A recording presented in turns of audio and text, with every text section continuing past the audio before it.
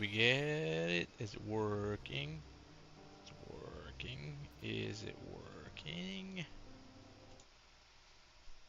Maybe.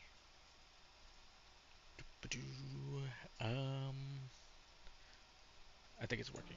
Okay, hang on. I gotta disconnect my model. Give me a second. While he stares into your eyes, into your soul. Excuse me. Okay, no.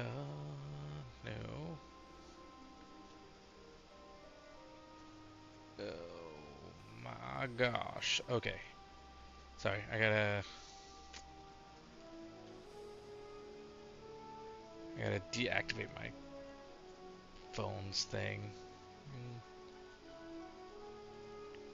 Do. Where are we?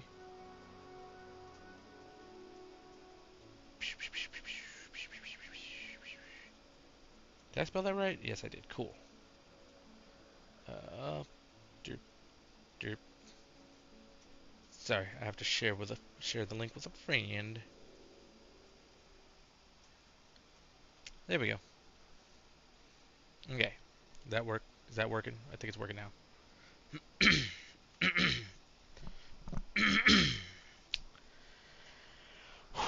Okay.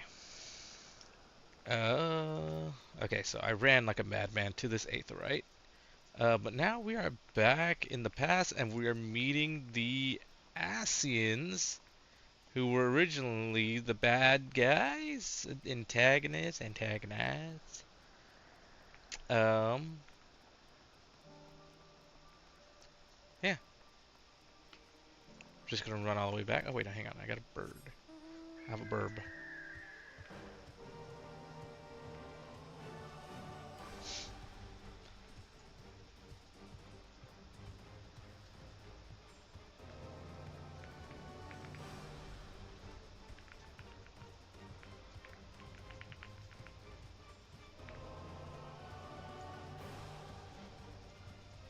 See, and as of right now, my Dark Knight is a little far ahead in level, so I'm gonna be running as a sage for right now. Am I going the right way? Yes. Okay.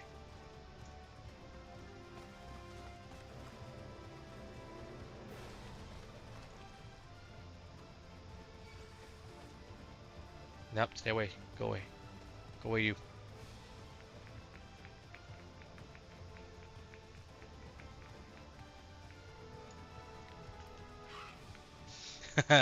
It's cool to see him. In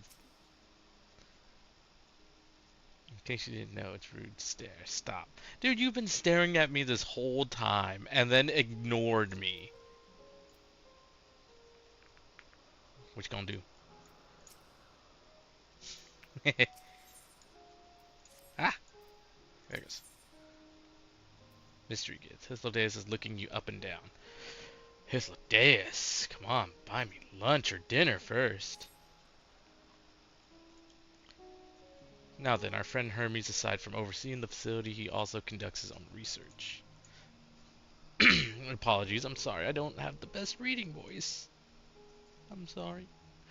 Now then, our friend Hermes, aside from... Oh wait, I already said that. Chances are he will be at the main observation hub, so let us seek him out there first. Oh. Tired as you are, however, you stand out a little too much. Our dear Emmett Selk wishes to keep a low profile for his errands, so do you know how to make a robe? The basic concept will do. No, in that case, Emmett Selk.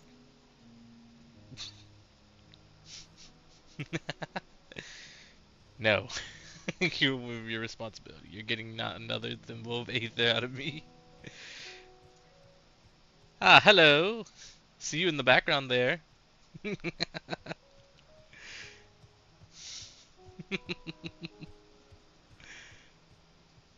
The way he screamed, sometimes you'd think he was in a nigh bottomless front of magic.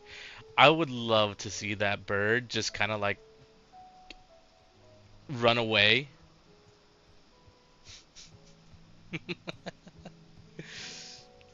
The way he screams sometimes you'd think he was in a nigh bottomless font of magic. Very well, I shall make the road, but perhaps... There it goes. But perhaps you can assist. Come let us search for the requisite material. And then the little pink bean.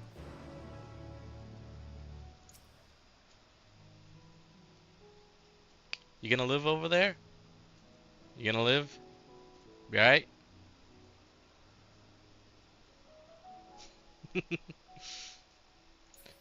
Alright, moving on with my tasks.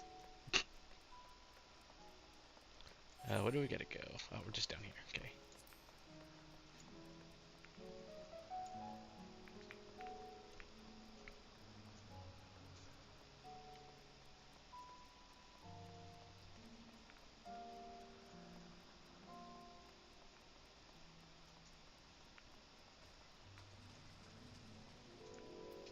You got to say now. No means no. Just be grateful. I'm even willing to wait. Yes, these creatures should spice.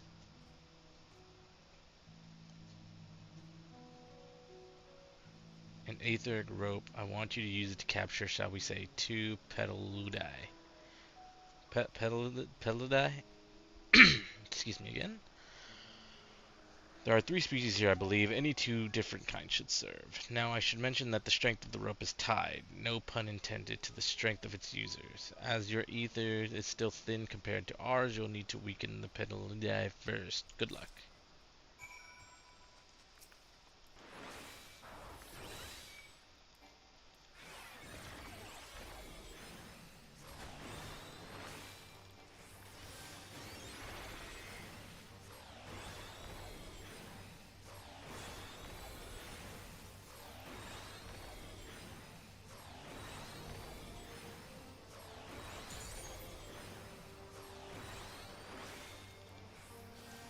I'm just doing this so I can get my little stacks up.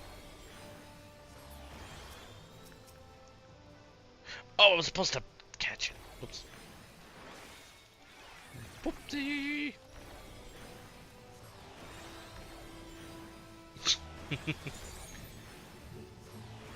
And there she goes. Oh, where'd you come from?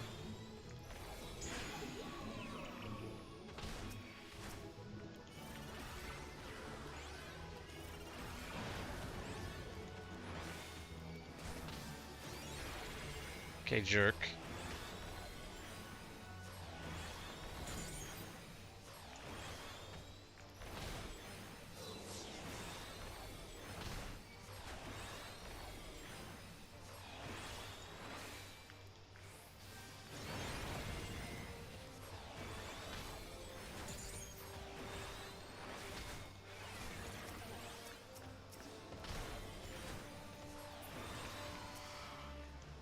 Okay, where's the thing?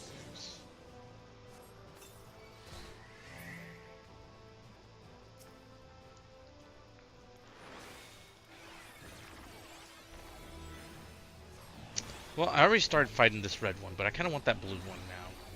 Oh well.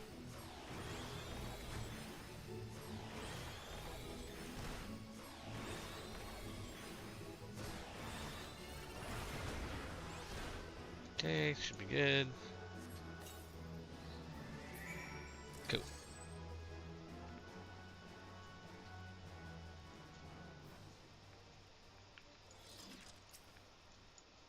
Ah, you got the pillow die. Come, come, let us see.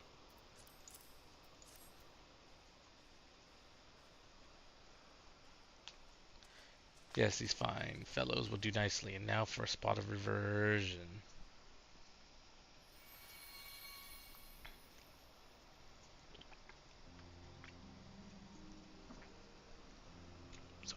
Sorry if you heard that. Oh, I'm sorry also if you heard that. My bad. I just took a drink of water. Something fancy, but then... Oh, sorry. You turn living beings into clothing? Just like that? Won't someone be angry with us for using those creatures? I'm gonna go with the second one.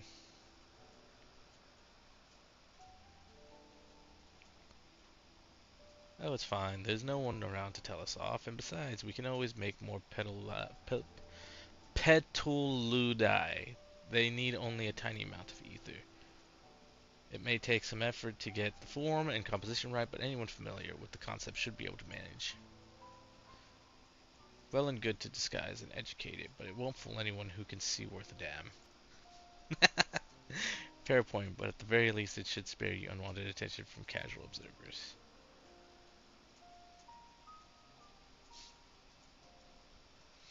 MSL speaks true.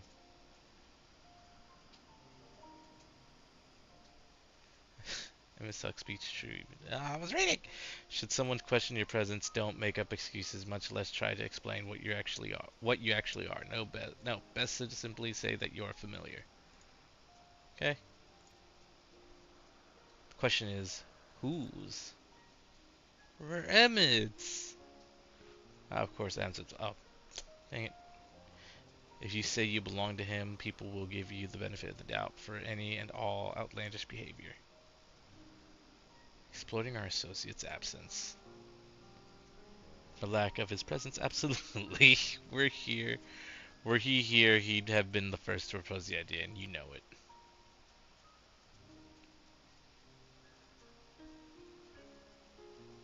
With that, your story is settled. Let us continue with our errand. Do I have enough space for these? I don't think I do.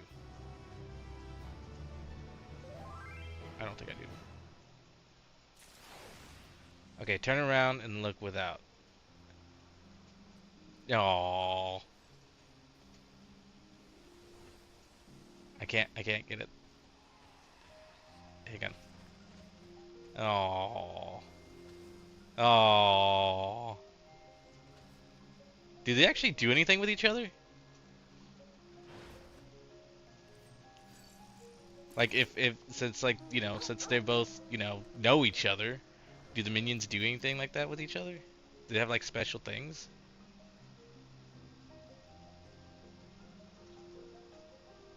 Ah, I just see she's doing the salute. But that's cool. I like the salute. Ah, I'm so glad I was able to get that. She is saluting. Yeah.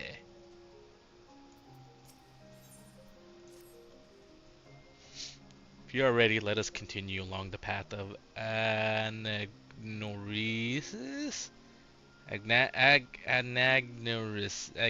Yes. The place serves as an observation hub and residence both. Someone there should be able to point us in the direction of Hermes. Someone there that's what I just said. Wow, he's just gonna walk into you like that, huh?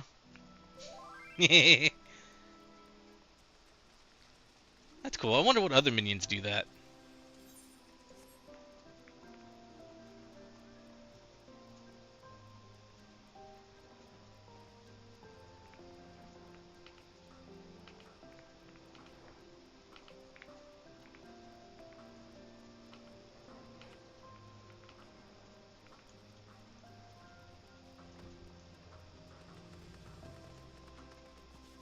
I could hear those hooves behind me.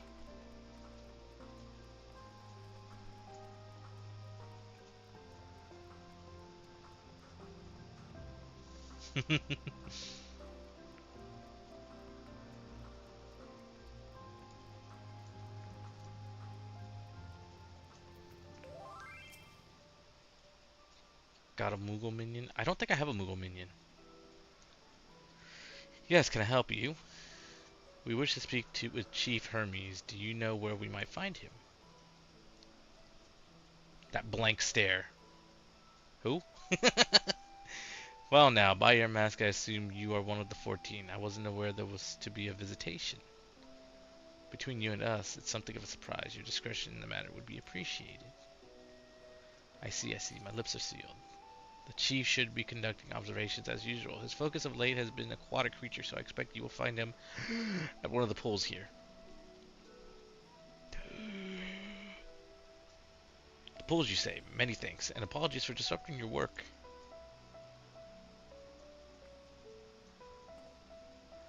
I say, Hythlodaeus, while I've never met Hermes, you know him well, do you not?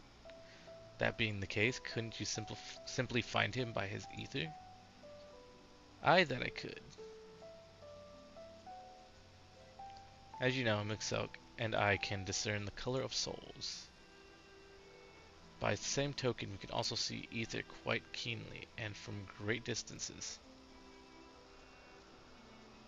With this skill, I could readily locate Hermes, but I felt that it would be a waste of an opportunity. We're here to perform an assessment. After all, by searching the ordinary way, we stand to gain insight into Elpis and the man in charge of it. This is as much for your own enjoyment like as not. Did not read fast enough, my bad. If you're going to accompany us, make yourself useful and help us look for Hermes. According to his profile, he has short dark hair. So you know, it's because we're in Elpis that we don't have our cows up, a special exemption due to the need to be aware of dangerous creatures. Elsewhere, we do not exhibit our individuality. It's unseemly. This is all common sense, but I would not assume you possess any. Damn! It's a rare treat indeed to be able to search for someone by their appearance, and I thank you for humoring me. Come, let's find our man.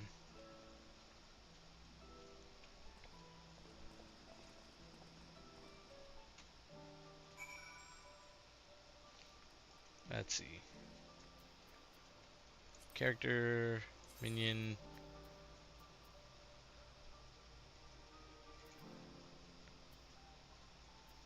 Fafnir. I have a Taoist Moogle? Taoist? Taoist?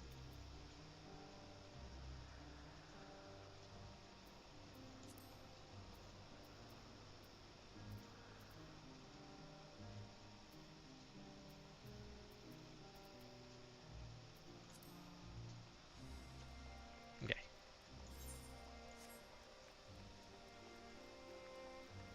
We must find Hermes.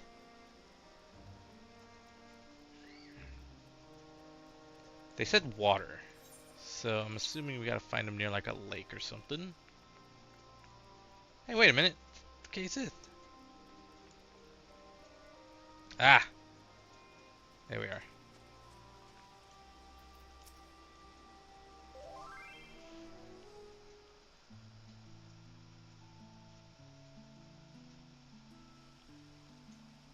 It's an axolotl.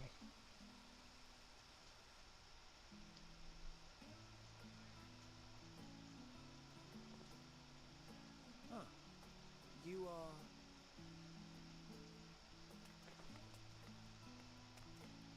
Oh.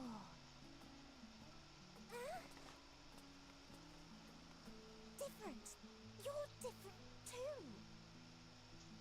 You and me. We're alike. Friends. I want to be... She's adorable. Wait. Please. Wait.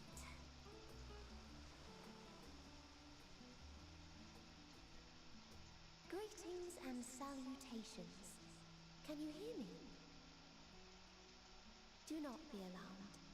I mean you no harm. I wish only to hear your words, share your feelings, and know your thoughts.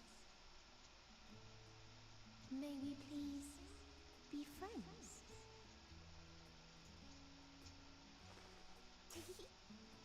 May we please be friends?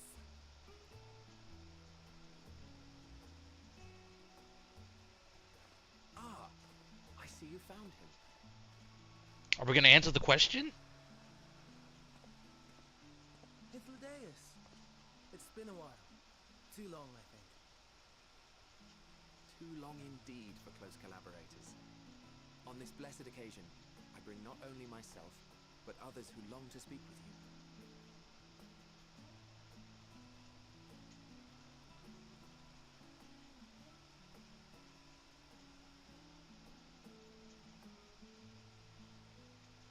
You are of the convocation. Emmett Selk at your service. Do I have the honor of addressing Hermes, Chief Overseer of Elpis? You do. You have traveled far for it. Given your facility's purpose, its remote location is something of a necessity. Would that I didn't have to rely upon a guide.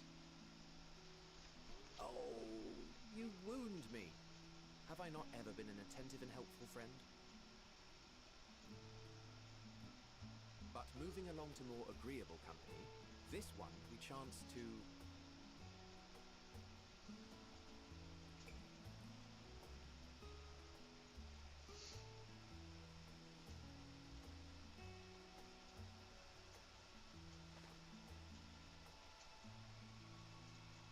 Well, you certainly have her attention. Is she one of yours, Hermes?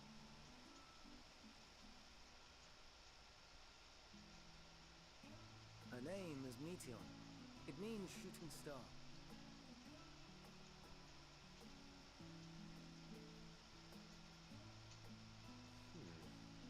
If I may make an observation, her ether is terribly thin.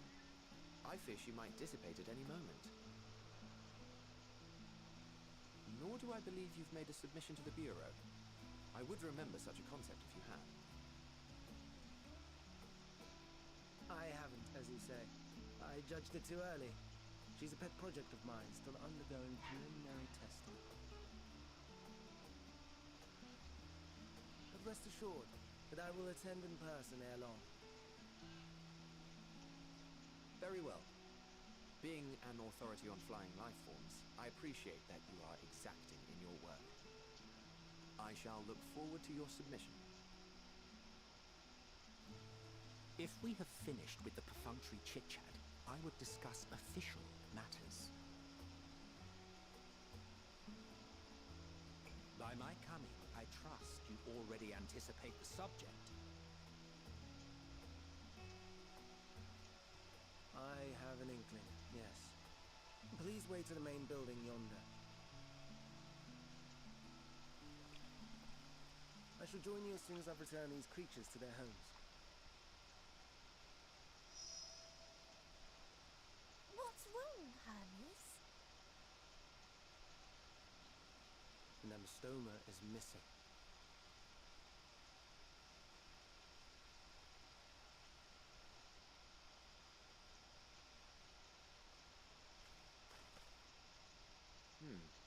I may have found it. A creature with the self-same ether as those there, nestled in the boughs of a tree outside the grounds.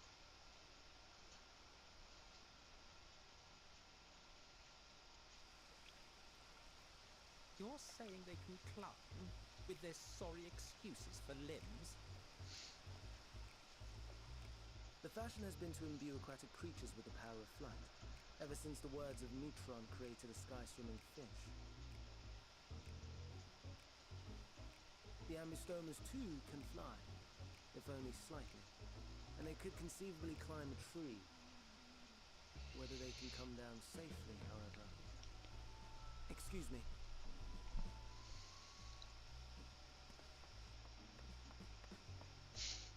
I'll help! Too!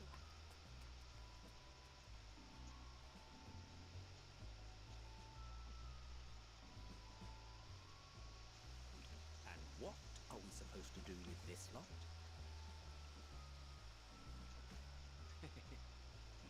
May I suggest we split up? If you would be so good as to assist Hermes, Emmett Selk and I shall keep an eye on these adorable creations in the meantime.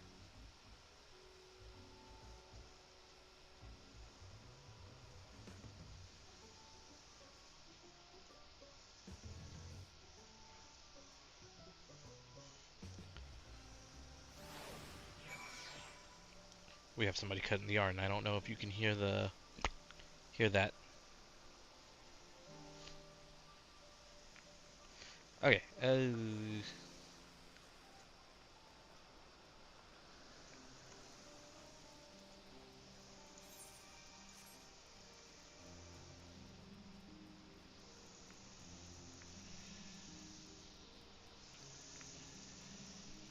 Okay, so you said to summon it. Okay.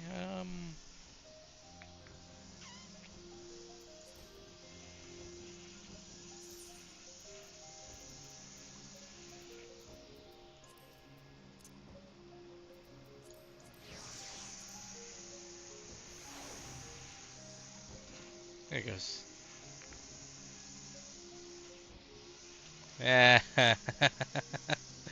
Oh.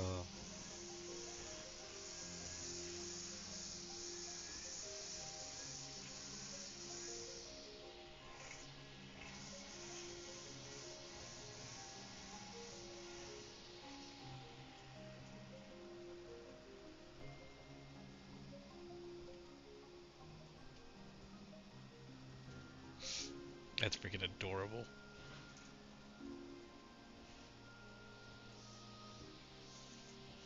Okay.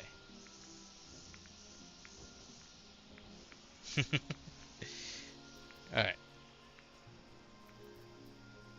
For my own selfish reasons, I'm gonna go back to, That's pretty cool. So I'm guessing if you have multiple parties of people, you can have a whole bunch of them. That's cool. For other reasons, I'm gonna go back to go on Lena. Okay. Ah, there they are. The Adventurous Ambistona. Hermione. Seems Hermes and Minion have found their quarry. Creature known as this in this age as an ambistoma. Yet, though it has been safely extricated from the tree, Hermes appears to have found himself in quite a predicament. Is he up in the...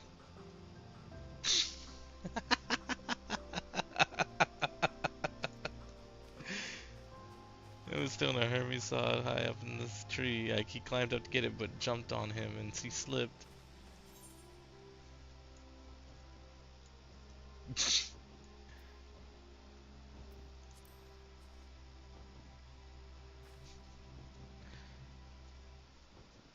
This is nothing new to me. I've ended up in far more compromising positions in the course of my work.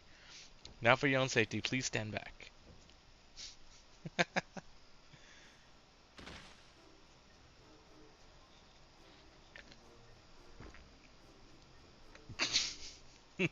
uh.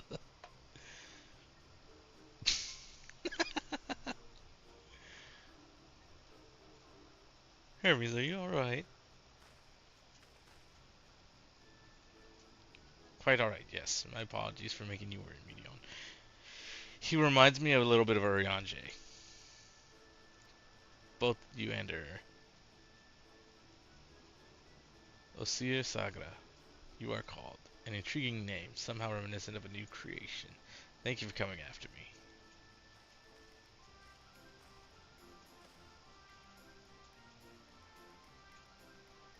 As for you, little one, you must be more careful.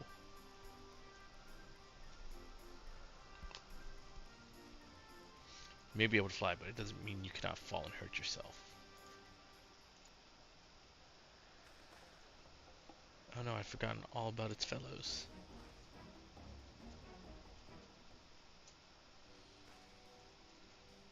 Truly, what a relief. I must thank Emet-Selch and Hythlodaeus when I return to them, but first, with the distraction out of the way.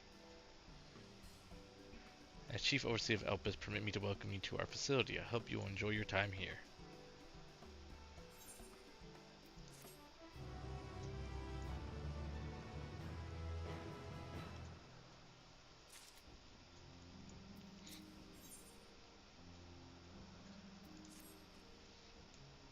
I really should be opening up these coffers, because I have like so many in my inventory, and I've never opened them. Well, we must keep the others waiting. Let us return to... Yes.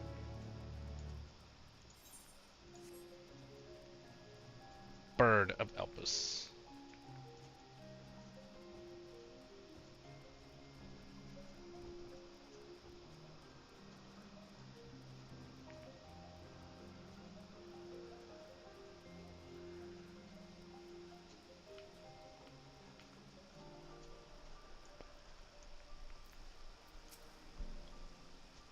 Perhaps it's only your imagination. Something in the creature's demeanor bespeaks proud defiance for having gone on an adventure. He is their leader now. My apology for the trouble. Owing to your kind assistance, all the Ambistomas are safe and well. I will presently send them back to their space if you would go on ahead to the main building. Upon entering, you will see a table and chairs, a meeting area. We may speak there. Very well. Take care not to let the creature slip away again. Aye, aye, Captain.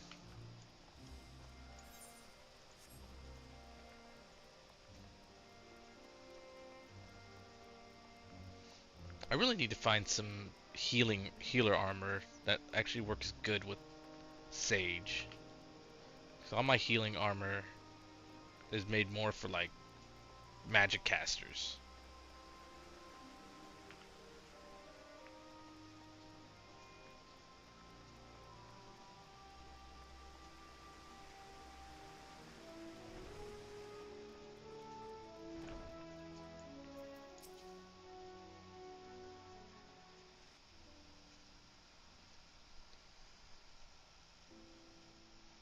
This appears to be the place. And here is where we part ways. We will be discussing highly sensitive affairs. Only a select few may be privy to such knowledge, and that does not include someone who cannot or will not divulge their origins.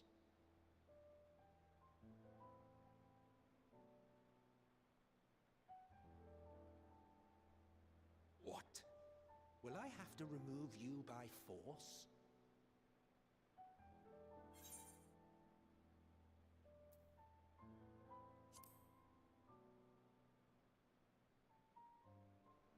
Let's hear them then, these reasons of yours. Who knows? If I deem your mysterious cause worthy, I may even be inclined to offer my assistance. I do not object to his attendance. Hermes, this is highly irregular. Perhaps, but I believe he can be trusted. Meteion would not have taken to him so quickly otherwise.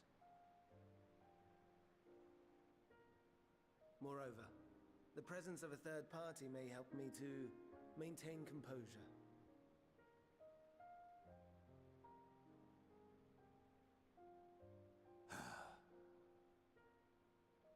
As you wish, then. Behave yourself, do you hear?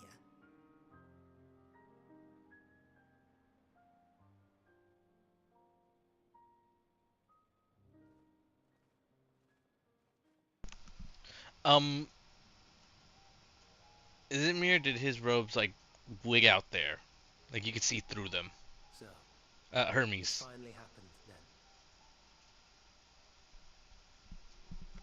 Aye. Van Daniel has declared his intention to step down and named you as his preferred successor.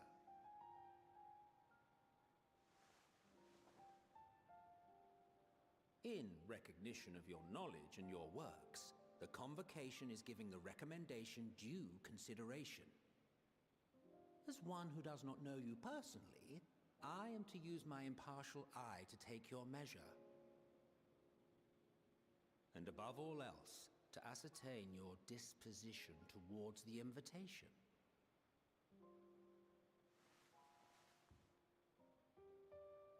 I understand that you and Fandaniel are close. He himself was once chief overseer of Elpis after all. I should not be surprised if you knew before anyone else that he wished to relinquish his office. I did. He told me that when he fulfilled his purpose, he wished to pass the torch to me. A torch you seem none too pleased to accept. Are you so averse to serving on the Convocation? No, it's not that. For a humble researcher like myself to even be considered is an honor beyond words. No. What troubles me, what I struggle to come to terms with, is the very fact that Fandaniel is stepping down. Does this not mean that he will return to the Star?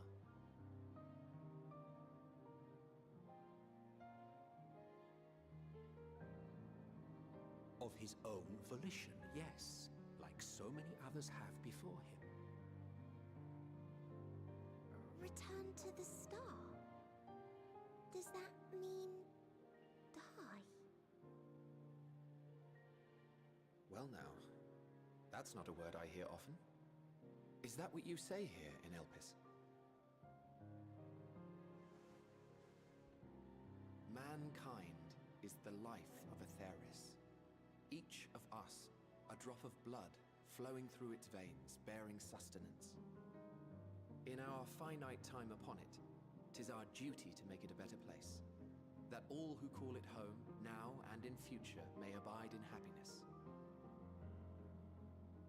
To that end, we have dedicated ourselves to the pursuit of enlightened creation.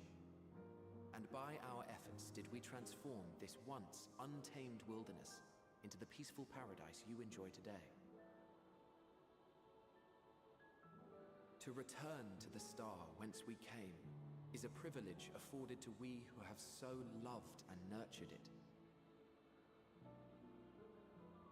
A choice embraced by those who have lived their lives to the fullest, in service to our world. And when they depart upon this journey, it is beautiful, always. The 14 are no exception. 'Tis believed no occasion is more felicitous than the fulfillment of one's duty. Our office becomes our lives, and to retire is to return, or so the majority of us hold. Some few have elected to eschew custom.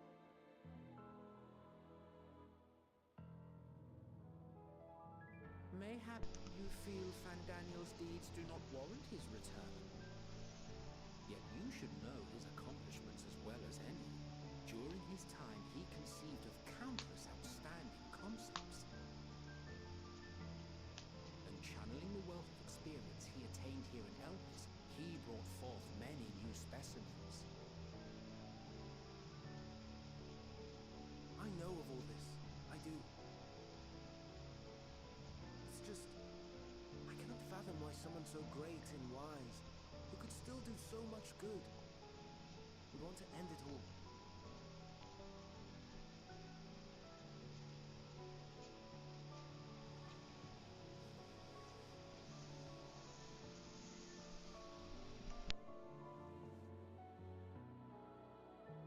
Oh no, I've made her upset. Forgive me. I know I requested your presence. Might I trouble you to take Meteion outside? A change of scenery would do her good.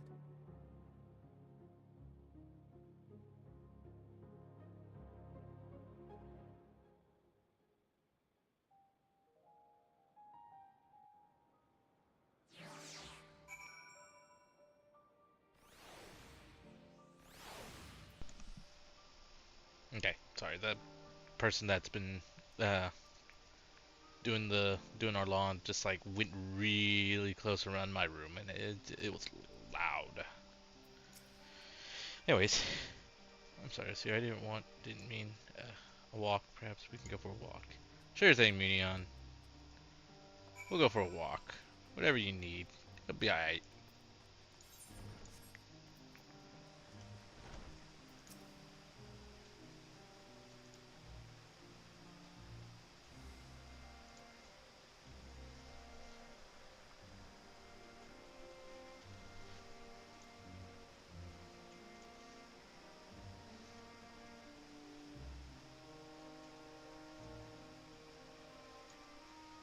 We could take turns. I'll tell you something, then you tell me something. Sure, why not? Sure, why not? Then it's settled. Whoops. Where to start? Ah, yes. Let's talk to Memnon. He should be near the Aetheryte. I'm not gonna explain what Memnon is, so I'll have him explain instead. Okay. Come on, Meteion.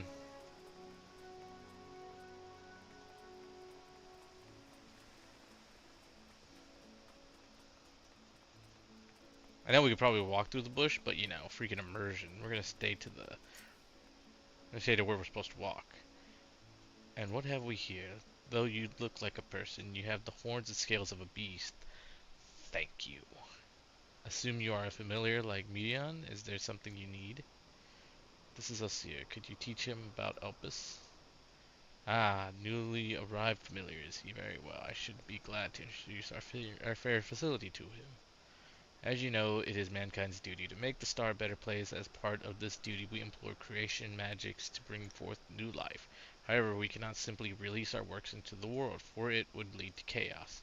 No, and no, any and all life forms must undergo extensive testing to determine their fitness to exist, testing which is conducted here in Elpis.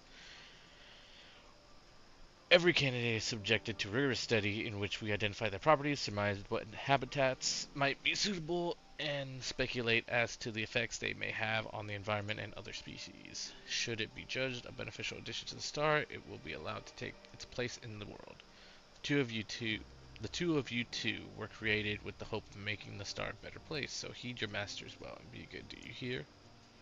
We will, Memnon, we will. Thanks for the lesson. You had a turn, now I get a turn. Where'd you come from? From a place facing a great threat, from a far place, if I can speak, from a place far, far away, from the Crystarium, I guess. From a place facing a great threat. There's such a place, I had no idea. But this place is important to you, I can feel it. Oh, my power, I haven't told you about it. Creation, let's find a creation, one not being watched, then I'll explain my power. Sure. That doesn't sound dangerous? Ominous? A motionless bird. It's the freaking Shoebill! Again!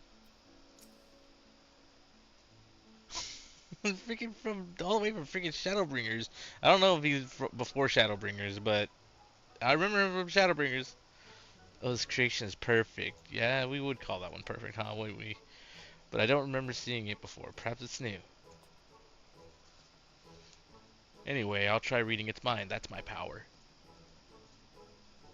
Oh, please. What is it thinking?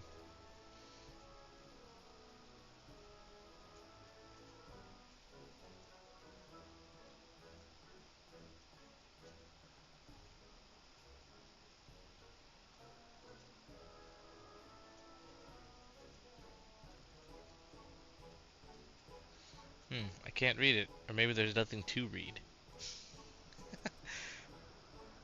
Wait, please wait. I'll try again with you this time.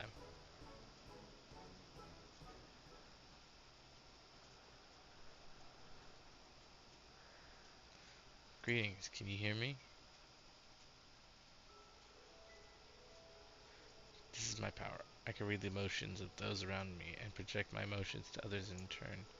I'm not actually speaking to you in your mind. Rather, you are converting my emotions into words and intention, a process performed subconsciously by intelligent life forms.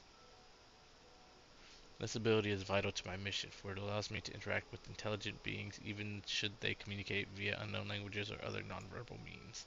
As a consequence, I am clumsy at speaking. Aww. Yet, though I struggle to express myself in this fashion, Hermes wants me to speak as much as possible, for everyone has thoughts and feelings that they may wish to hide. I harbor an affection for you, one that is difficult to define. Aside from the fact that you share common traits with us, your thoughts are complex, prismatic. They draw me in and leave me wanting to know more. Out of respect for your privacy, I will refrain from using my power when speaking with you. Nevertheless, I want you to know that I wish to be your friend. Aww. I love this song so much. Did you hear me? Of course I heard you. Good, now it's my turn again. So what are you good at? Fighting, crafting, gathering, playing. It's a secret. Fighting. I haven't done any of the other stuff, so yeah. That must mean you're strong. Hermes is strong too, but he doesn't like to fight, even when creations fight him.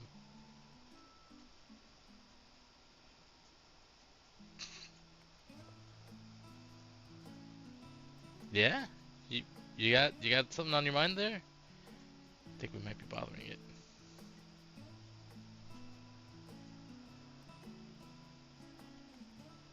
Let's keep going. We'll go and see you Next, she's usually in the small building, one on the west row.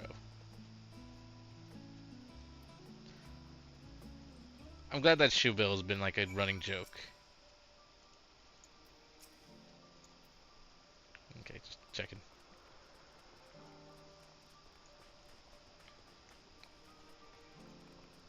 Oh, a mender, huh?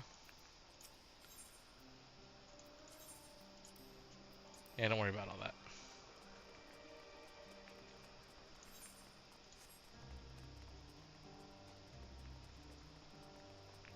Wrong building.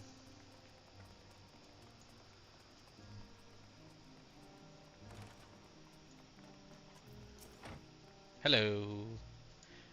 Well, if it isn't Medion, I see you've brought a friend today. Greetings. An apple? Can you make me an apple? The kind Hermes likes, covered in syrup? I want to share it with Osir. Oh, candied apple. Hermes is certainly partial to them. But you know you can't eat, Medion.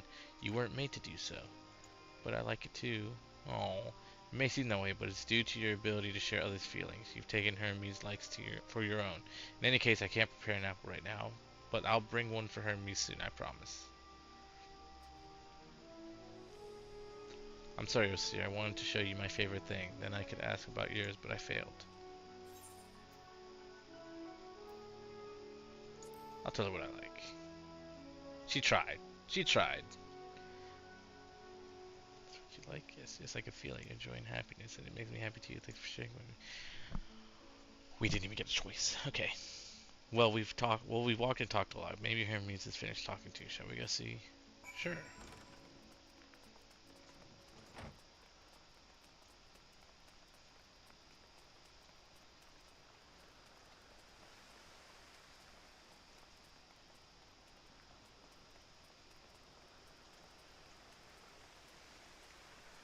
I like this place, this little area. It's very peaceful.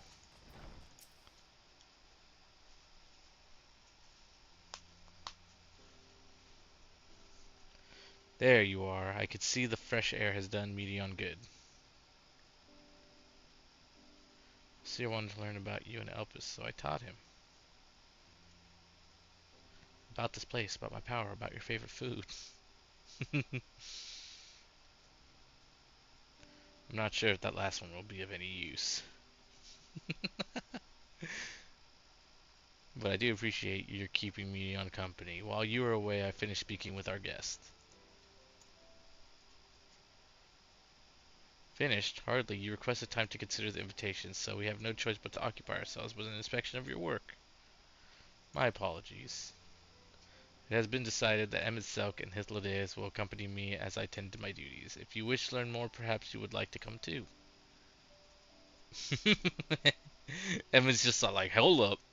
I'm compelled to remind you that he is in no way associated with the convocation. We simply chanced to meet at the Pipitipite. There is no guarantee that the matters we discuss will remain private. I do not mind. To see the joy his presence brings me on, I cannot imagine our mysterious friend harbors malicious intent. Osir is kind, really, truly. He taught me as much as I taught him. You're coming, of course, to watch Hermes? You're bound to learn lots and lots.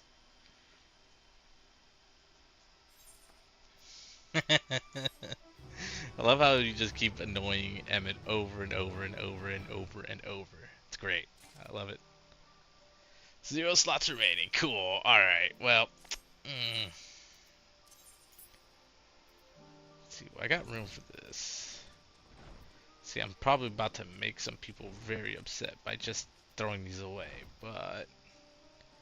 'Cause I ain't got nothing. I ain't got no room.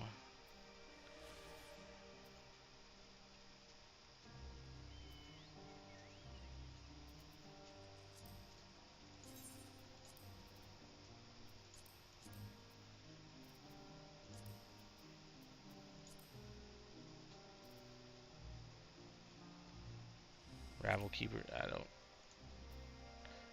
Actually, don't know. I kind of need those. Sophist. Oh, you know what? I forgot I was supposed to be wearing a. Whatchamacallit? Whoops. Oh well. Fudge. Discarding those.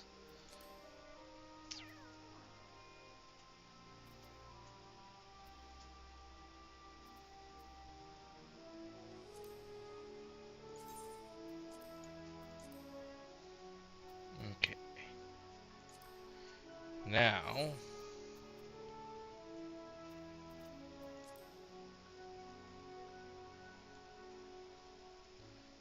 533 boots. 530. Okay, so I could use these for level 84.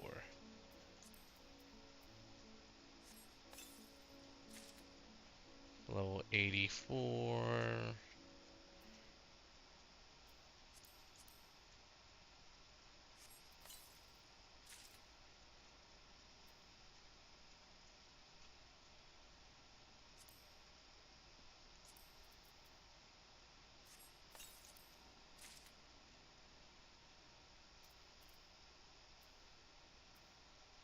Yeah, it's like a lot that I haven't opened up since freaking since Shadowbringers and Stormblood.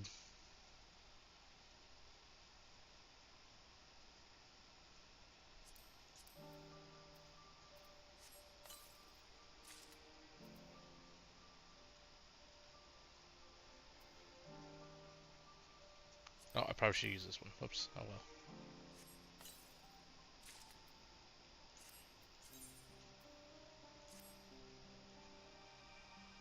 Ugh. I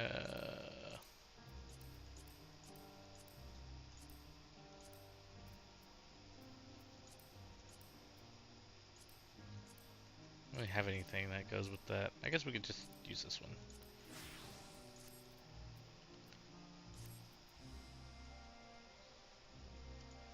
Ooh, those look cool.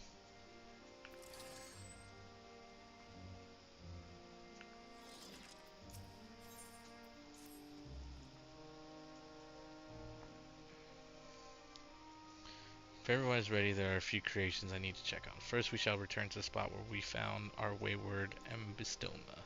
Have care when you step outside a hub, for there may be more unruly creatures about.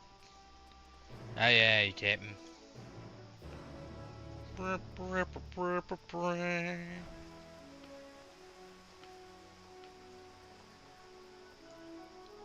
I have glasses on this one? I think I do. I do.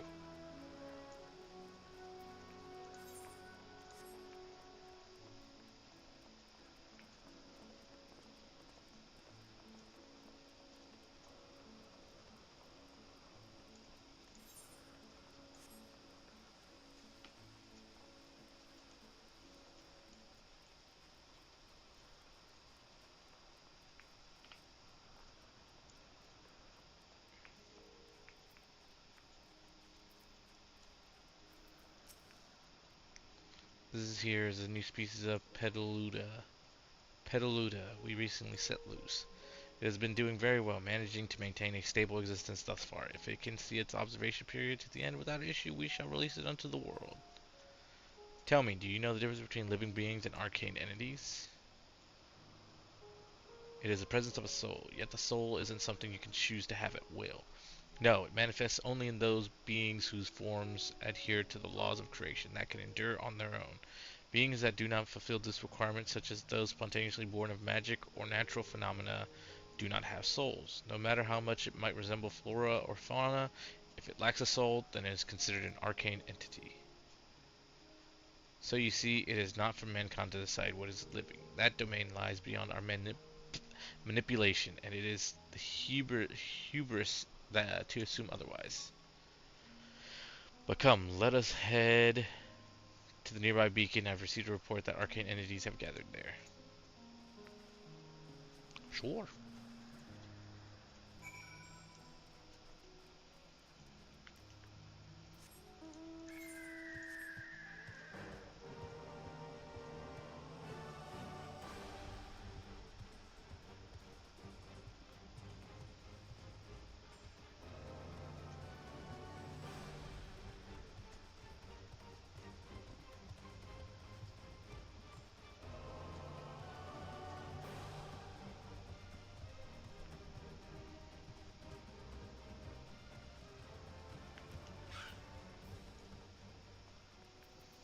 What you got to say, Emmett?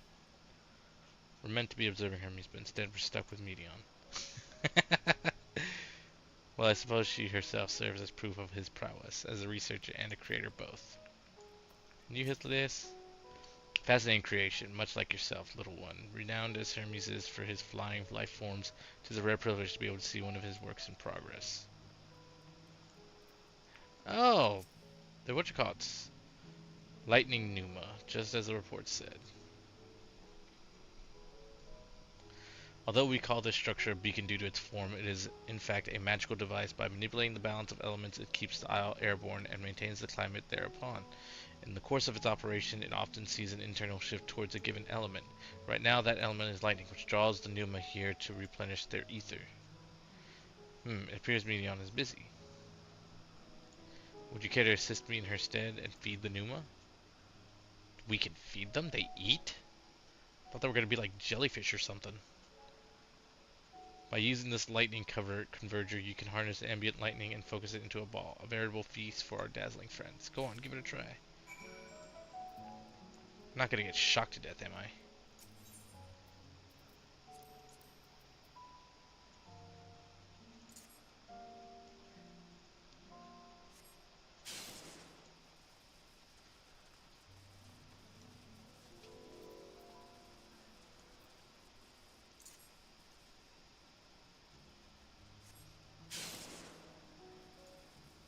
Use lightning converter to great ball lightning. Okay. Speak with Hermes.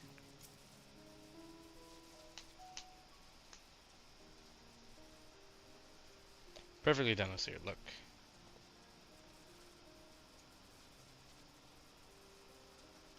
See how they gather to feed, how they express themselves through their actions despite their lack of words. Speech is not the sole defining characteristic of a thinking, feeling creature, nor is silence an indication that they do not possess these qualities.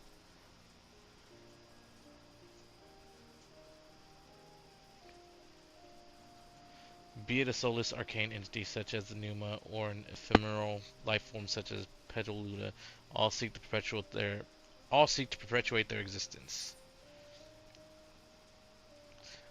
I don't want to ask. I don't want to know. She's a living being to me because she's freaking adorable.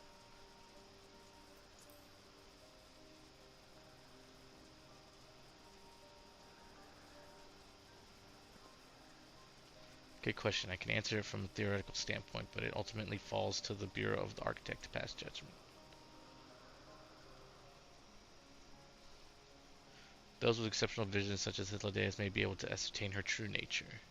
But to me, it doesn't matter. She is herself, and that is all I need to know.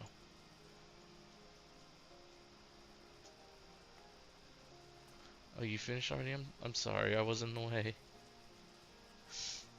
Not to worry, my dear. They missed nothing of note, and we still have plenty of work for them to observe. Next, we will head east to the Morning Dew. I need to speak with some observers there.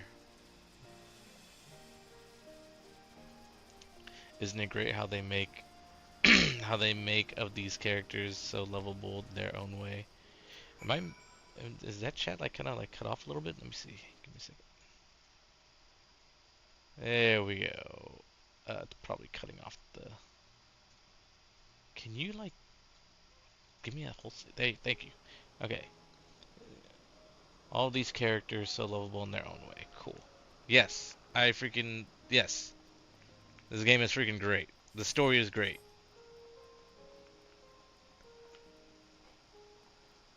Like there's a character for everybody.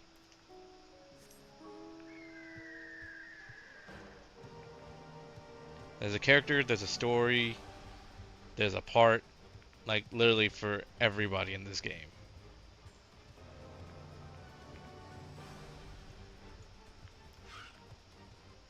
Oh hey, what's called a Goobu? Is that gonna meet one?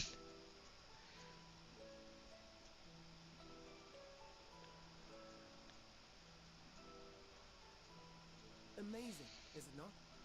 The Ampelos, one of our newest subjects.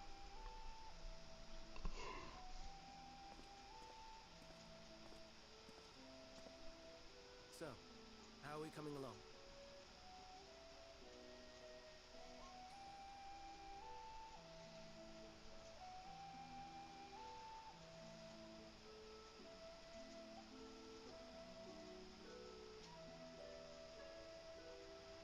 Hey!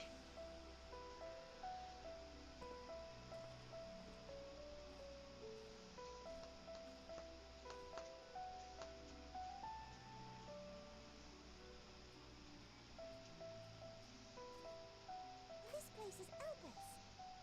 Those flowers. Elpis. Entelechy's. Like me.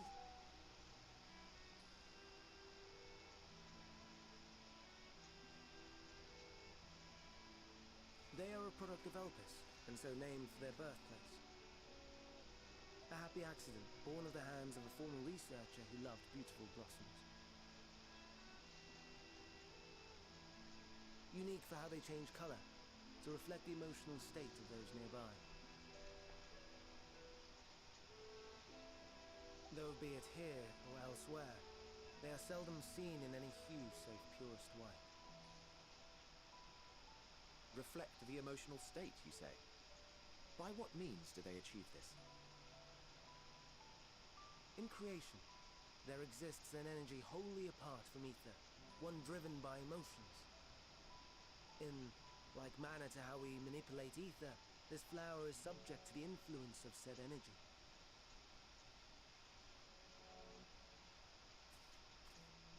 While it has no will of its own, it is sensitive to the prevailing emotion in the vicinity, and reacts by altering its color and vibrancy.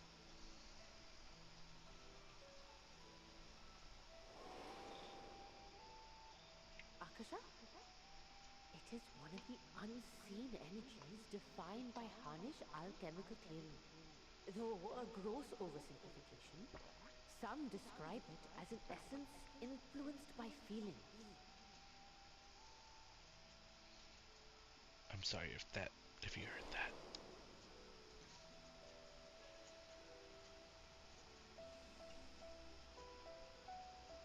Akasha.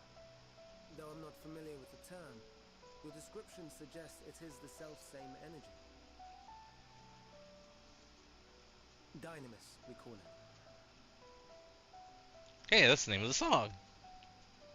And Not those the song. entities like the Elpis flower that have the ability to interact with this energy, converting emotions into tangible phenomena, are Antelechys.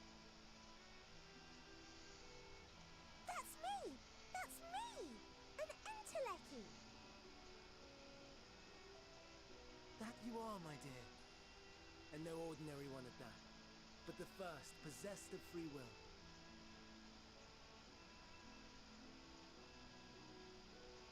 Wait. A form of energy other than ether? Dynamis? I've never heard of such a thing. Hardly surprising. Dynamis cannot be seen, much less felt. And though its existence has long been theorized, we had no proof until the flower's serendipitous creation. What's more, Dynamis is far weaker than ether. Under normal circumstances, its effects are drowned out by the latter. On account of which, beings comprised of and reliant upon the ether, like you and I, are unable to make practical use of Dynamis. 'Tis a truly esoteric thing, known to but a select few scholars. Intriguing.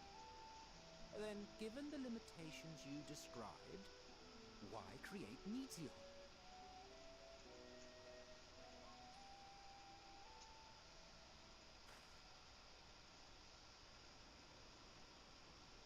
Our star, Aetheris, is especially rich in ether, so much so that its name is derived from it. However, when we consider all energy in existence here and in the vast space beyond, Dynamis may account for as much as 68.3%. The more abundant form by far. Were we able to control it, we could open the door to limitless possibilities. It is not unlike a gently flowing stream, unable to break through the dam of ether barring its path. But if we could imbue the stream with the vigor of a raging river...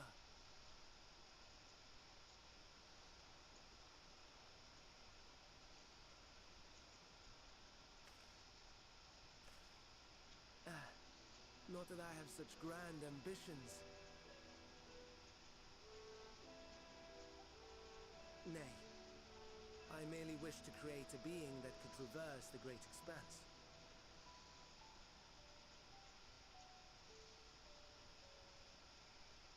The relative scarcity of ether beyond the bounds of this star was a concern. And so, I looked to another source of energy by necessity.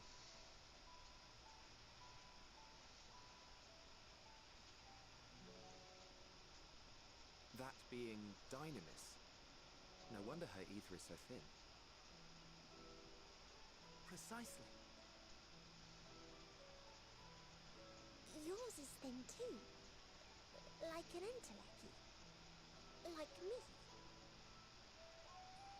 So, are we the same? Entelecchies.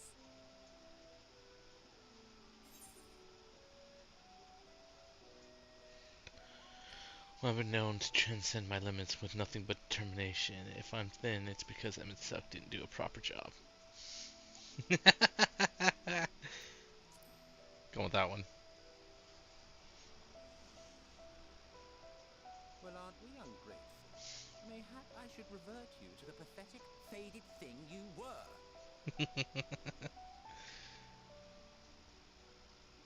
A deficit of ether alone does not an Entelechy make. It would, however, make it easier for you to interact with Dynamis.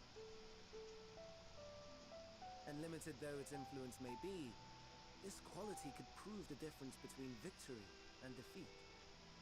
You'd do well not to underestimate it.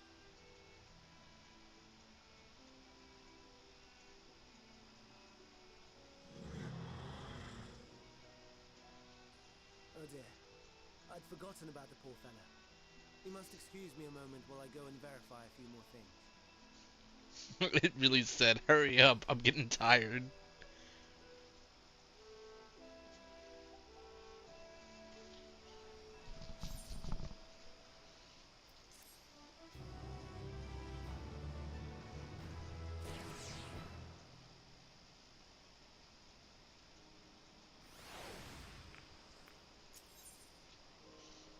Suck appears to be deep in thought. Not that I or anyone else would be able to make use of it, even if we knew, but it irks me to discover that there is an entirely different form of energy and no one told me. That personal annoyance aside, Hermes' knowledge is undeniably impressive. Given that there are none among the 14 who specialize in the Celestial, he would be a welcome addition, assuming he can be persuaded to join, that is. I still can't understand his hesitation. Why did you join the convocation? What do you specialize in? What do you specialize in, Emmett? Oh, you wish to know why Emmett Selk was chosen for the convocation. I should be glad to share the tale. It began when... Not another word. Lest you've forgotten, we should learn about Hermes, not me. My misspent youth is not your concern. I want to know now. Tell me later, Hythlodaeus. My apologies for the wait. I have inspected the Ampelos, and to my satisfaction, all is well with the creature, and I dare say it won't be long ere it is released unto the world. Another creation, however, reportedly isn't faring so well. The Charybdis. Charybdis? Charybdis? This is what we shall tend to next. If you would follow me, my friends, we shall return to the main island, head north.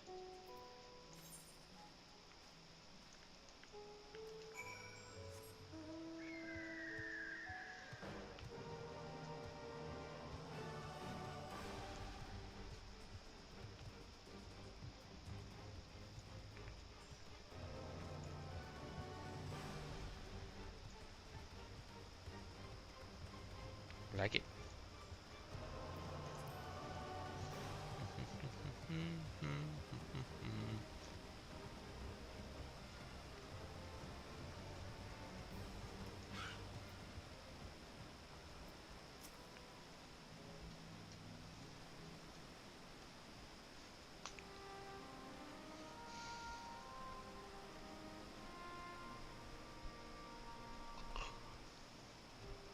I understand there's a problem with one of the Charybdis? Charybdis?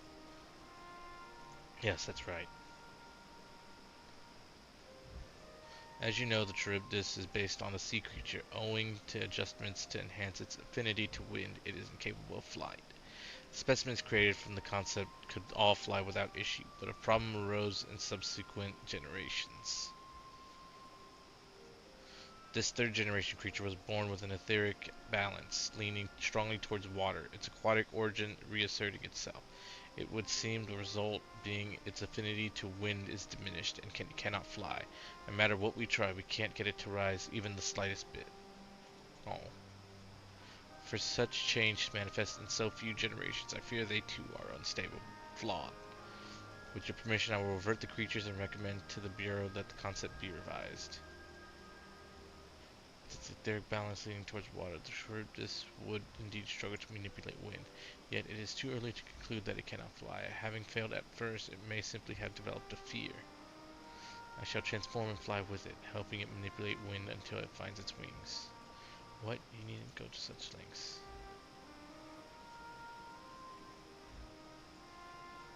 You don't know, but of course not. Transformation is an art in which one manipulates a vast quantity of ether to construct another body around oneself. In practice, this allows one to consume in any conceivable form and thereby transcend the limits of one's flesh.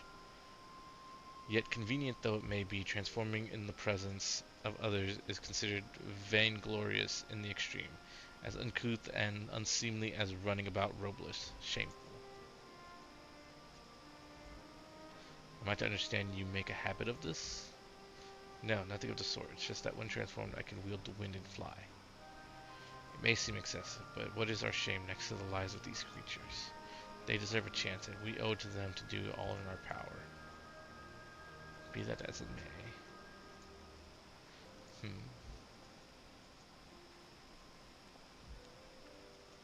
Yes, I believe I have a solution, Emmett Silk. May I trouble you to move that Charybdis away from its fellows, somewhere out of sight?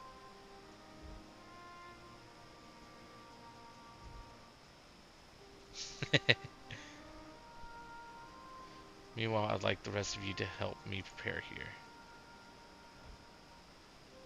What mischief are you scheming now? No mischief, I assure you. I would but spare you the need to report to your colleagues that Hermes committed an indiscretion. So have a little faith and run along.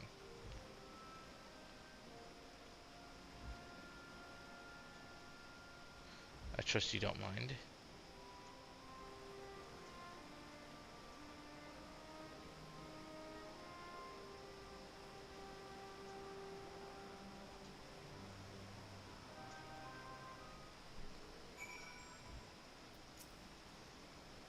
Emmet is out of sight? Good.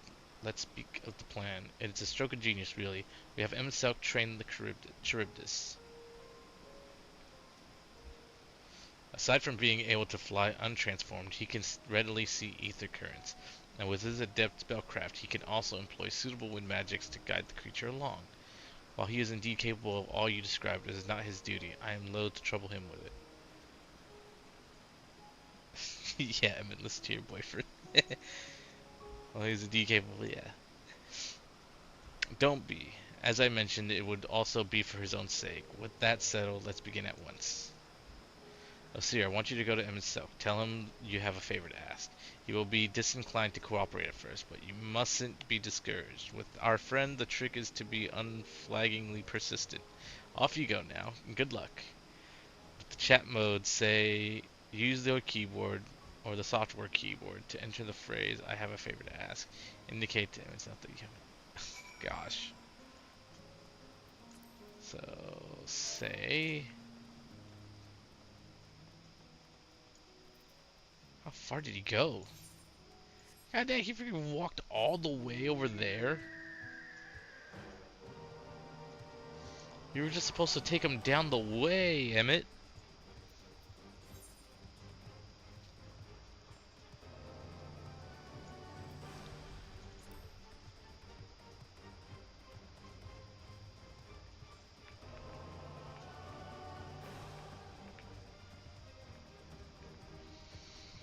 There they are.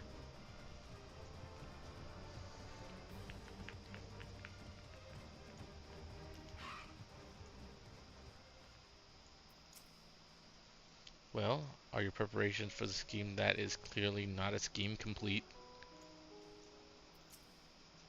What was it? I have a favor to ask. I have a favor to ask. Oh no, you don't. I'm not lifting a finger. Ugh, I don't know what Hythlodaeus is up to, and I will not be made to know. I refuse. Hythlodaeus is to be believed, relentless insistence may serve to wear down the ever-weary of itself.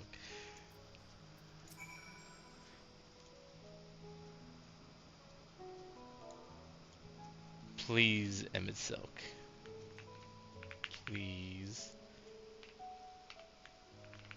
Emmett.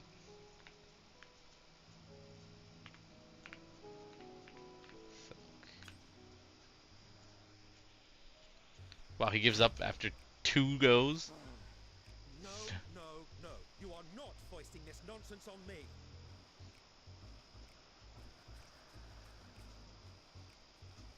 I'm given to understand you have the power to help the Charybdis, and should be quite willing to do so. And so I appeal to your better nature, most benevolent Emmett Silk. Please teach her to fly. Or else Hermes will transform. Right now. Now, there's no need to go quite that far. Altruism is its own reward, as I'm sure he would agree. Oh, would he now? And who contrived to put me in this position, pray tell? Nothing so devious. I merely suggested a possible course of action.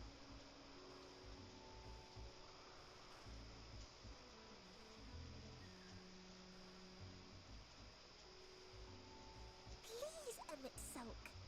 Please.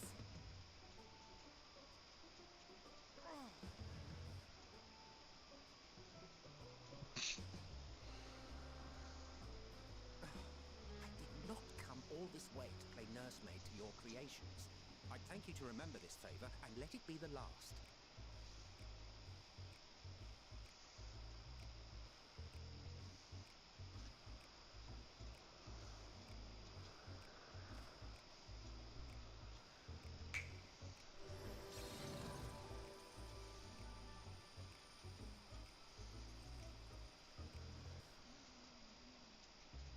I will aid it once it has taken to the air.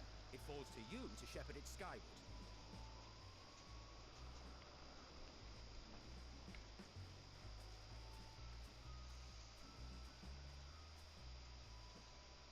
Well, let's relax and enjoy the spectacle, shall we?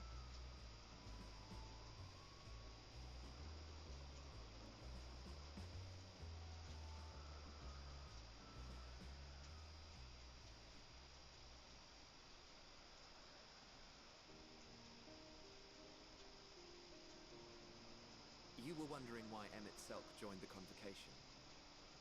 Truth be told, he wasn't the first choice for the office. I was, on the strength of my ability to see ether. But I declined the offer. For though my vision is exceptional, I am pedestrian in all other aspects. Worse even, quite abysmal when it comes to manipulating ether, for example. Couldn't transform even if I had a mind to do so. What good is the ability to perceive a problem if one cannot act to address it? Emmett Selk has no such shortcomings. He excels in vision and manipulation both, the latter to an extraordinary degree. If there is a mage more powerful, I do not know of them.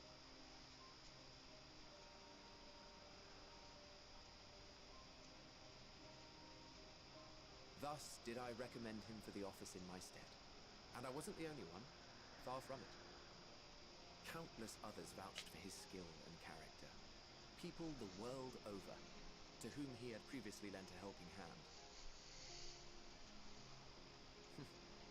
Oh, how surprised he was. Claimed he hadn't done anything remarkable for anyone. Modest to a fault. He deserved every bit of acclaim he received.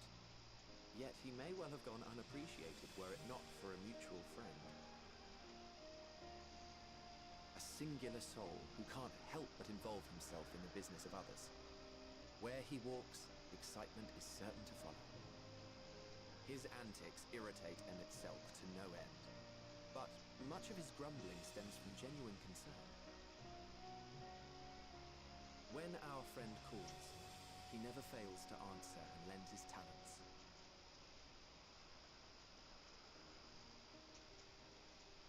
And in the course of doing so, he himself came to be recognized and respected by those around him.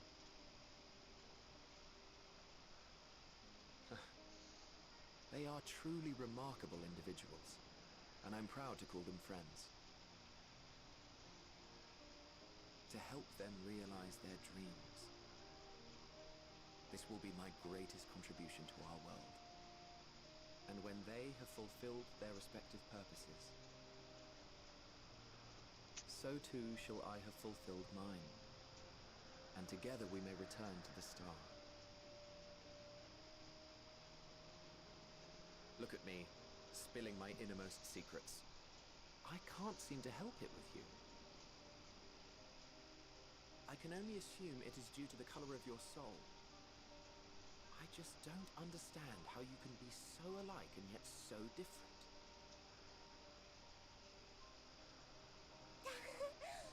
Well done, my pet. Well done!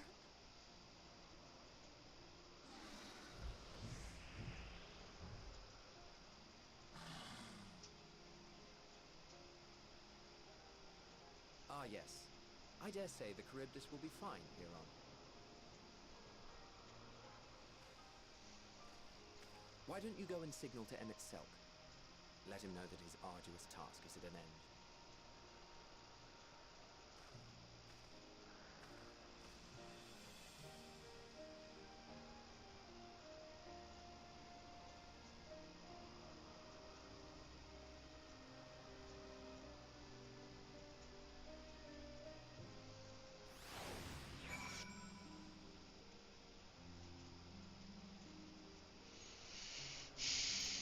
Man, that just makes... Now you realize how, why he fought so hard as the final boss in Shadowbringers. Oh, excuse me, sorry. What am I supposed to do? Do I have to say it? I can't read that, it's too light.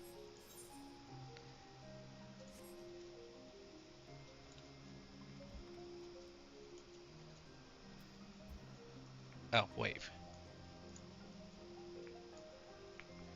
What is it? Slash wave, right? Yeah.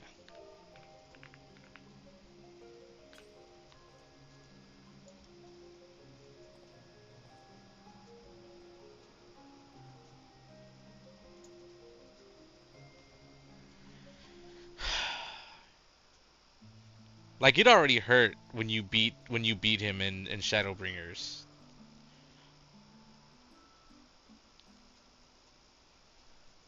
But like watching this and reading this and getting to this part just makes it that much more heart hurty, really.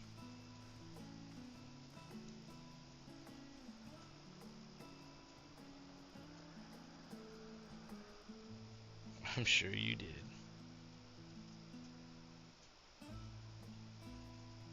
The creature needed some small assistance at first, but soon it was flying more or less on its own. I doubt you will need to repeat the lesson.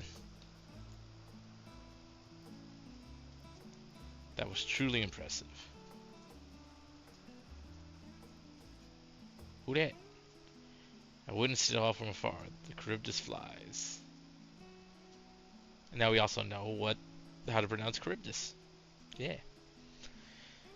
Indeed, with this we've proven that even a creature with skewed etheric balance, though we helped it to achieve this, the Charybdis is a herd animal. They may well aid their struggling kin in like fashion, if and when the need arises. Keep this in mind. I bid you continue observing them.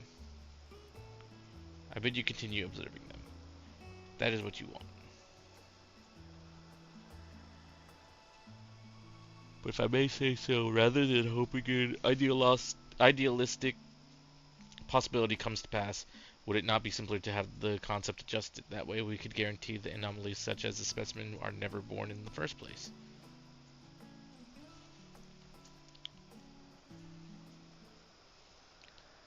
These creatures are already here. We will spare no effort in giving them a chance to survive. As you wish, Chief. As you wish.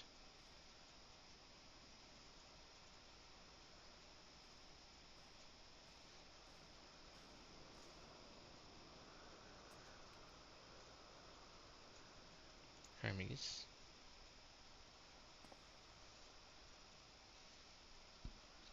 I'm fine, don't worry. Well, that concludes all of my present tasks. Let us return to the Anagnors for now. I need to hear an actual, like, voice acting of that word.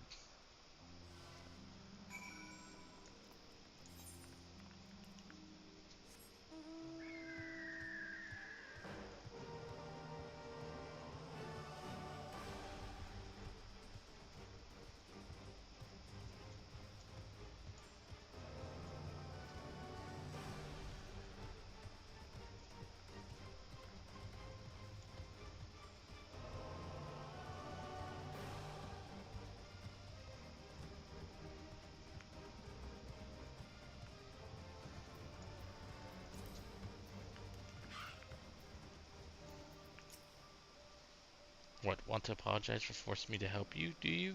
Save your breath. You didn't force me to do anything. I merely chose the most expeditious way to have done with an impediment to our business. Like how Isla is just chuckling in the background.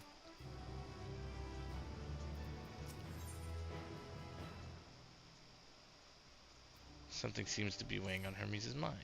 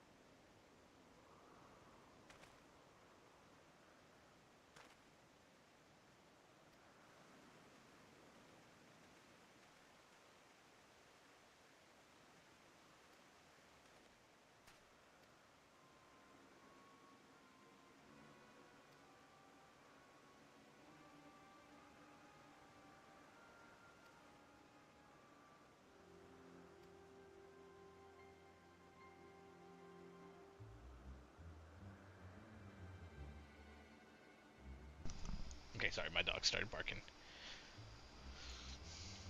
Temperament aside, it is an outstanding creation, perfect in form and function. Though it may not be suited for release, I've no doubt that the Bureau will accept its concept for preservation. In any case, there's no point in postponing the inevitable. Doros will revert them all once the paperwork is in order. Where is the scene of the incident? Just off the path to the 12 Wonders. As you make your way, you should see it on the left. I don't know if Doros is still there, however. Hermes, wait.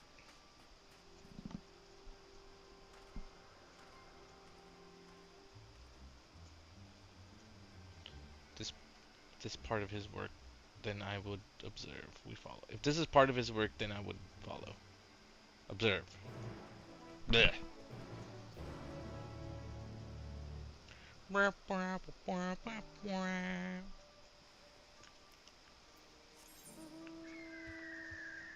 That is not the way he went, by the way. Just saying.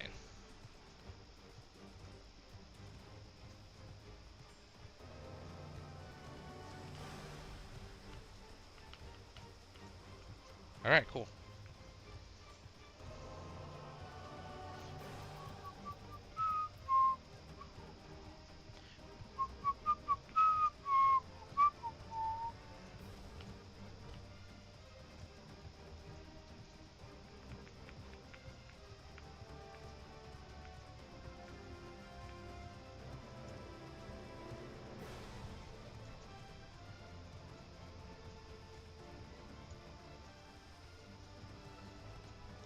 Is that a freaking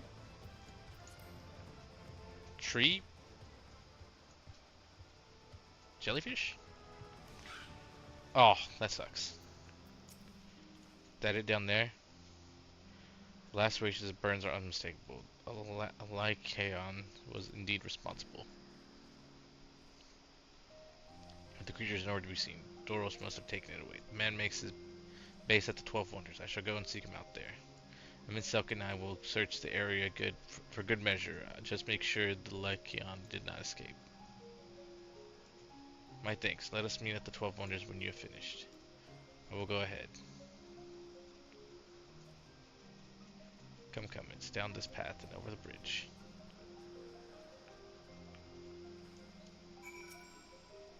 Fearsome beast, but where is it now? It is no easy prey. With its hooves and horns, it was designed to be formidable even on land.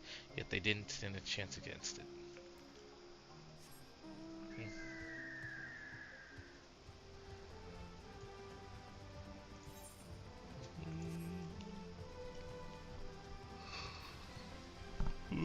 Sorry.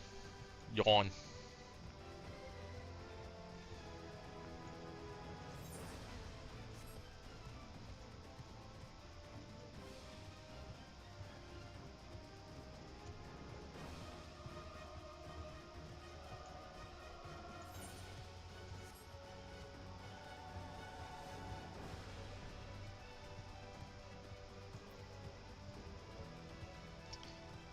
That's a Gwyffin. Go away.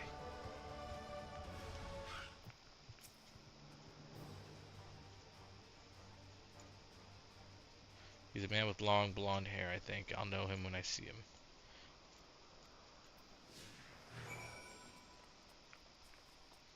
Come on, Medion.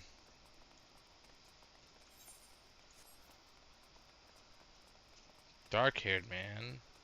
Blonde-haired woman.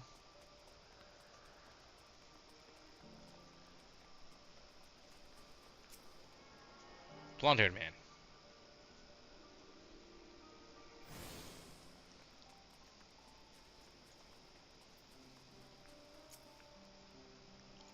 That's Doros.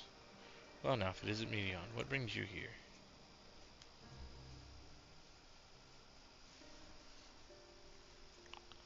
I thought I heard familiar voices. Ooh, sorry. Did not realize you two had decided to help me search for Doros. Thank you. You're in charge of the, I believe. Where are they now? Out in the fields in restraints. Frenzied as they were, I couldn't well return them to Ktsipts. Once I've submitted my report, I'll see them reverted without delay. But as he says, the beasts are indeed quite ferocious. You're one of the 14. What brings you here? Nothing you need concern yourself with, as you were. We've heard the news that the Lycaon slaughtered Okyptes. As the observer in charge, you are of the opinion that they are not fit to be released. I am. Their abnormal aggression and exceptional strength makes for a highly problematic combination. It matters not what they were released. It matters not where they are released. Lycaon would threaten other species and upset the natural order. Could it be that the specimens observed are an outlier? Highly unlikely. We created a good many of them. All exhibit the same tendencies. Even when we used Kairos to begin with a fresh slate, their behavior was unchanged.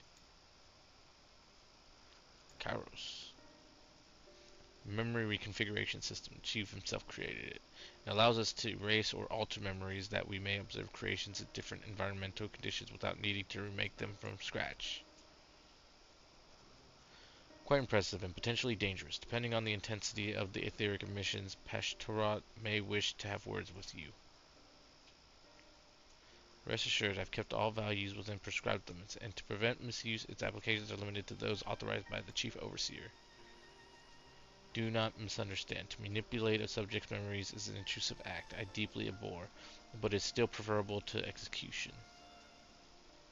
Come now, Chief, let's not be so melodramatic. What was born of ether is simply being reduced to its original state. I know the distinctions concern you, but we mustn't lose sight of the bigger picture, making rational choices for the sake of a more prosperous star. If creation cannot be properly studied, even with the aid of Kairos, we may make it. If creation is deemed a detrimental existence, we unmake it. 'Tis all for a greater good, and none question the necessity of such routine processes. I understand these things, I do. I would never think to unleash a clear and undeniable threat unto the world.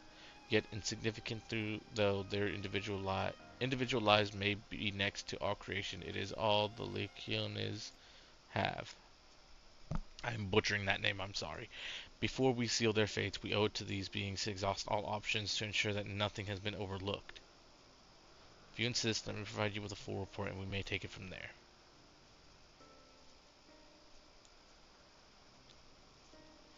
Would it be possible for us to attend the discussion, that Emexelk may better carry out his duties? By all means. Pray show them the meeting room. To the meeting room.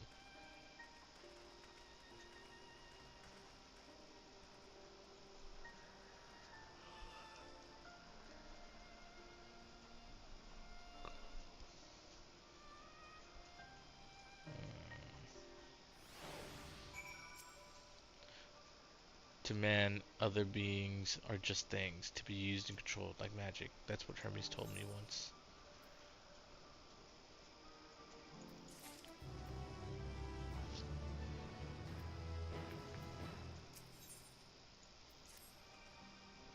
I fear this discussion may take a while, during which time... Leon, are you feeling unwell? It's not me, Hermes. It's you. I won't go to the meeting. I'll stay with Osir. Though I am to impose, may I leave Meteon in your care again?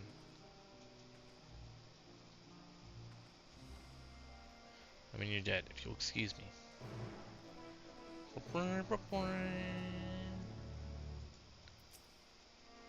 Can you help me with something else here? The meeting will make Hermes sad. I want to cheer him up with a flower. Hermes likes flowers the most. Of all the creations in Elpis, most creations are expected to be interesting or beautiful or strong, better in some way. But flowers are different. They're designed to suit our emotions, what we feel and want to convey. Hermes likes that. I can't make flowers, so I'll search for one, and I want you to search with me. Let's start here at the 12 Wonders.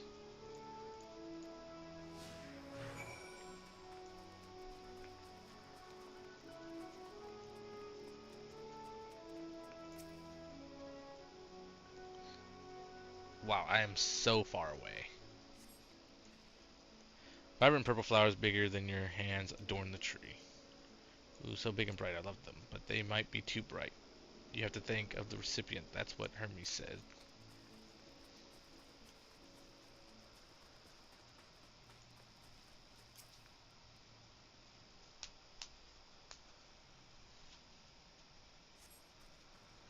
A tall center tree rises before you. You crane your neck to look for flowers. No flowers. If there were apples, we could have covered them in syrup. Let's head outside next. Don't worry, we won't wander far.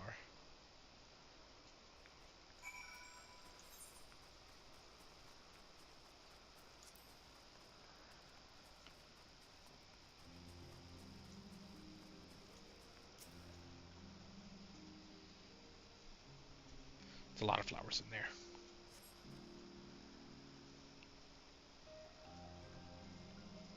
An array of beautiful flowers grow in the bed. They're a mix of colors forming a pattern. These would be better for Hermes, but they're edged in. This means we shouldn't touch them. They're either under observation or poisonous. Any other place should be fine, though. Let's keep looking.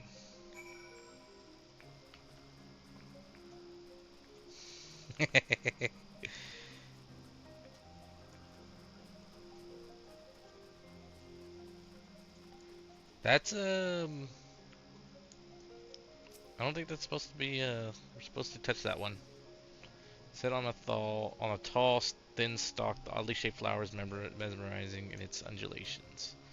Oh, a conena, a flower that can move. When Hermes wasn't looking, it shot seeds at him. Not a good gift, maybe. But you're good. You're good, Osir, at spotting flowers. We'll find something soon. And she shot seeds.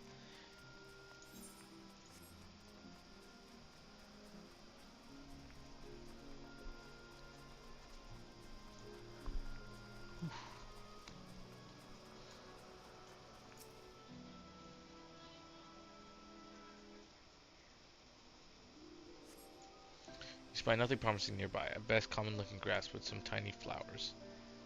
Nothing around here. Ah, over there I see something big.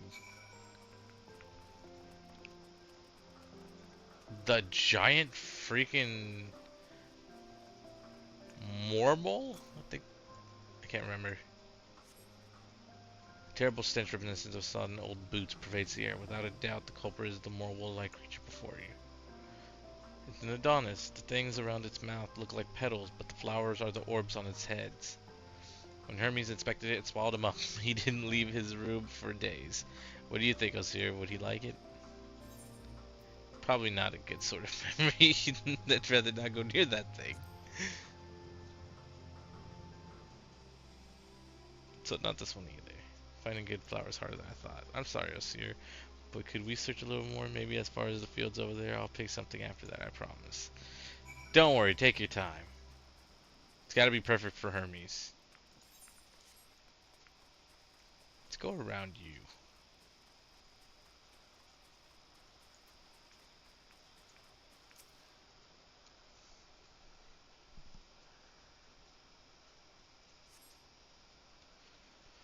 Lush green fields stretch out before you. Ah! Get me out of here! Where's my mouse?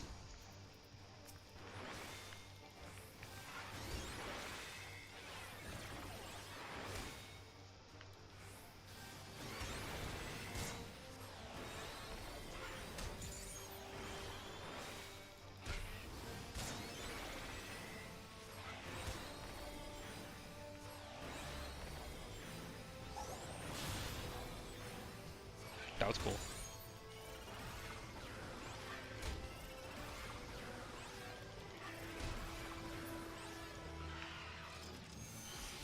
Jerk.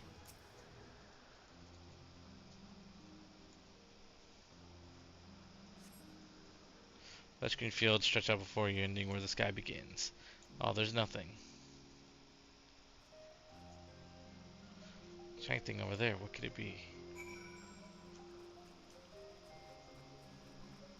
Could it be? Again, we're nowhere near it.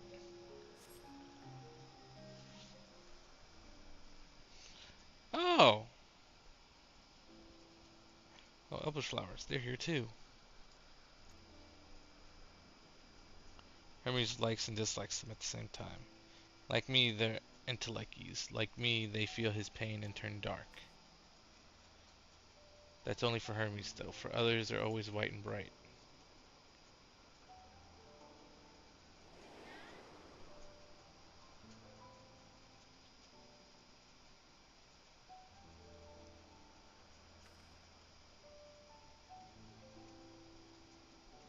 Truly, the flower was dark in your home? Then do you have it too? A dark emotion? I've known the pain and sorrow of loss. I've felt great fury and frustration. I've been plagued by doubt and anxiety. I dare say I have a few.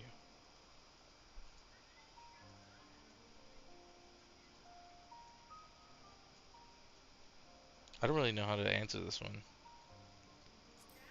They say I have a few.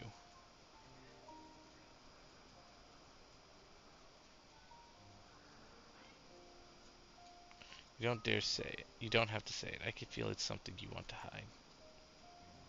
But won't you lend it to me, the darkness inside you? I want you to make the flower dark in front of Hermes. He has been in a dark place since before he created me. He needs to know that he isn't there alone, that others are sad too.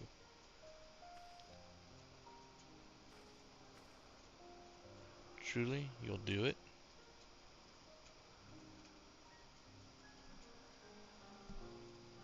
Thank you, Osir. Thank you. It means more to me than I can say. Glad our depression could come in handy. Finally. I can't wait to see how Hermes reacts. Let's go back and tell him. Show him. Bum, bum, bum, bum, bum.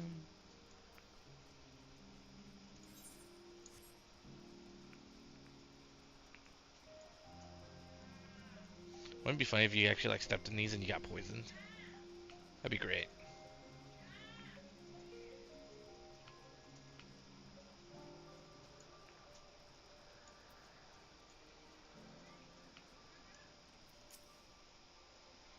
Fucking, let's wait till they finished.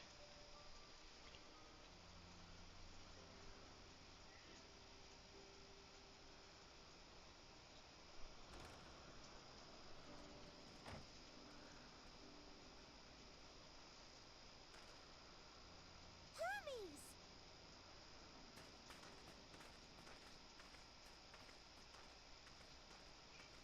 Oh, you were waiting for me. You've finished talking? Yes, we've come to a decision. My thanks for keeping Meteon company. Emet-Selch and Hythlodaeus have already retired to their rooms. There is room for you too, if you would follow me. Wait! I want to show you something first.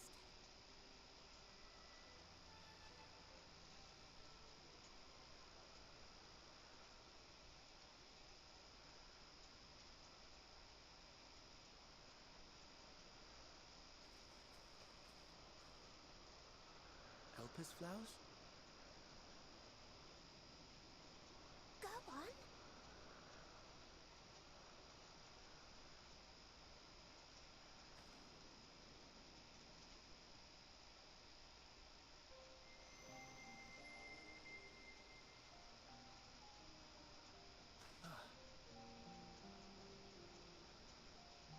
You're not the only one, Hermes. Others feel sad too. You're not alone.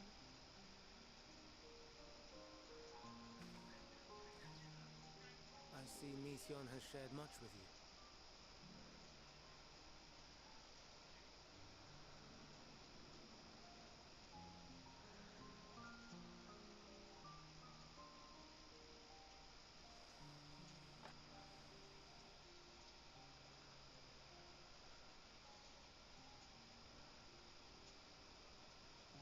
May we talk a moment?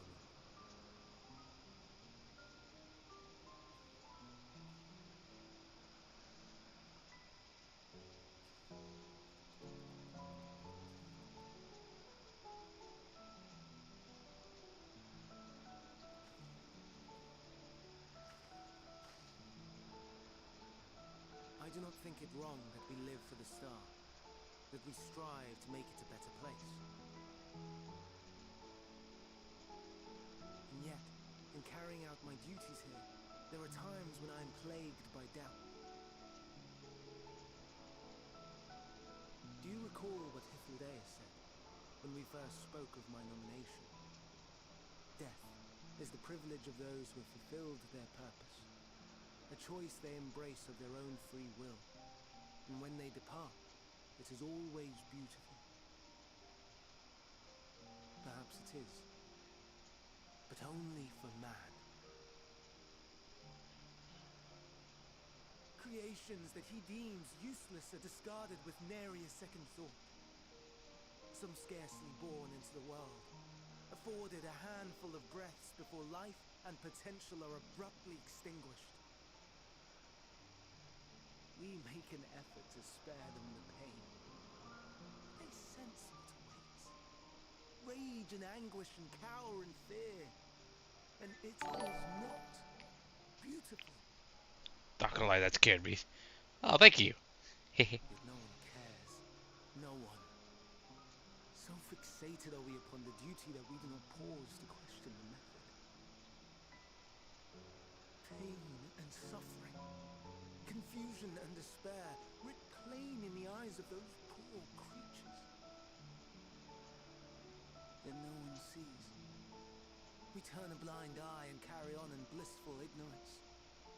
Not amiss. And always the blossoms shine pure and white. A contradiction so blatant I could scream, want to scream. How can you all accept this aberration? And I wonder, am I the aberration for thinking thus? And I'm filled with dread. But now I know I'm not alone. the only one for whom the flowers weep. Owen asked what you thought as you kneeled beside the Alpus, or if you only did it at Meteion's insistence. Nevertheless, I thank you. To know that you too have experienced suffering is a comfort.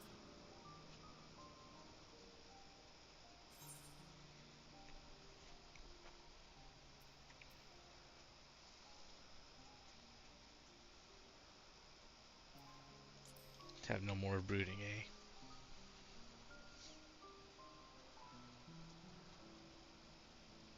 Indeed. Difficult though it may be, I must endeavor to be strong like you.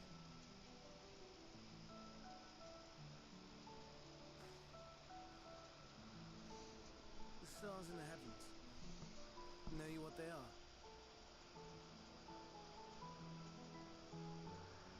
Though it is too far to tell, each glittering light could be a world not unlike Aetheris. A world filled with life. So many stars, so many lives. For us, there may be no higher purpose than to live for our world. But what of the other living beings out there? What is it that gives their lives meaning? That drives them day after day after day? To pose that question to our undiscovered cousins, I created beings of Dynamis, who can traverse the vast emptiness between the stars. Meteion and her sisters. Aye, sisters. She has a great many of them, and they have already departed on their journey, traveling to one star and then the next in search of life. Aww. As one might expect, exploration on such a grand scale is rife with difficulties, and thus far I've naught to show for it. But I have faith that we will make some manner of discovery ere long. And when we do, I should be glad to share our findings with you, in gratitude for your kindness.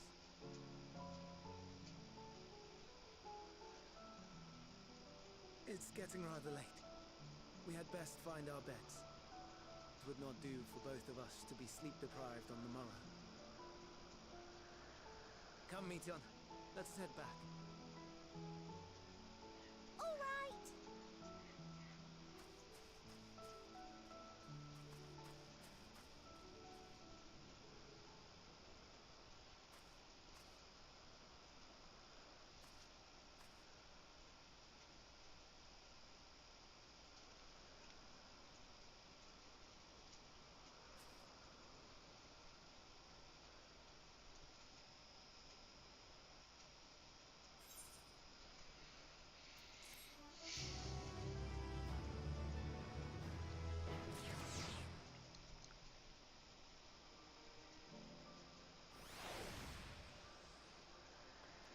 Wow, I absolutely love this portion.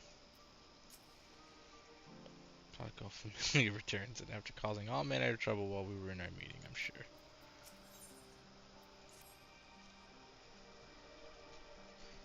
An all too brief interlude, perhaps, but it is time I attend my next task.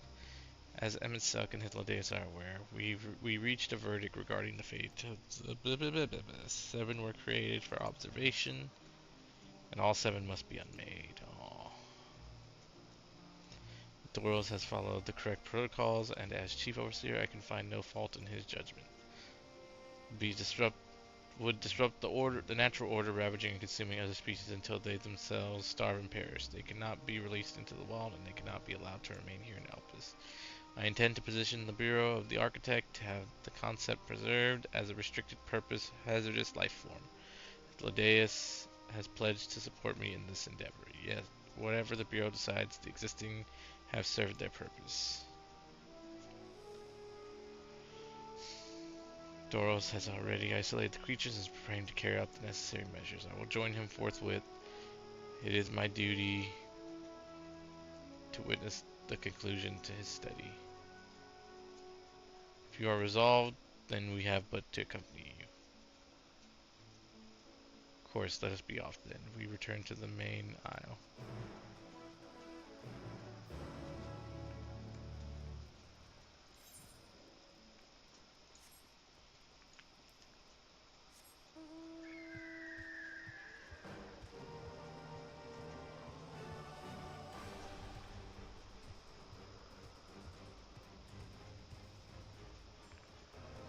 Hey, an Aether Current.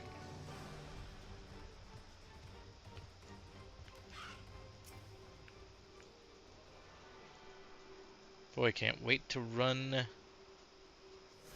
all over this place. To look for 10 Aether Currents.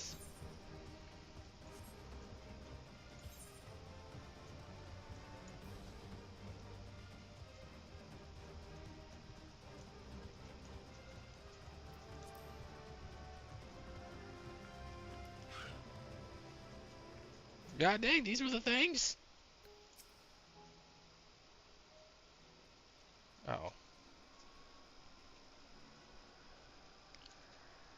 Doris, are you hurt? What happened here? They caught me off guard. Had them bound with ethereal shackles, but they became unfrenzied, even more so than usual, and broke free. I was able to stop 4, but the other 3 escaped.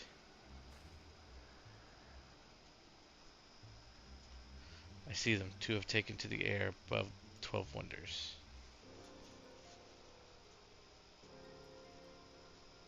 The last is up ahead, lurking in the fields.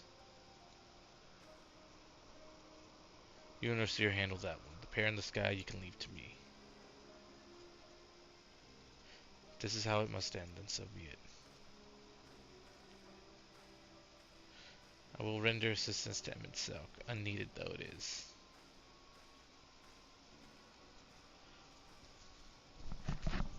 You're to stay here with Doros. But Hermes must be reverted. I would spare you the pain in mine.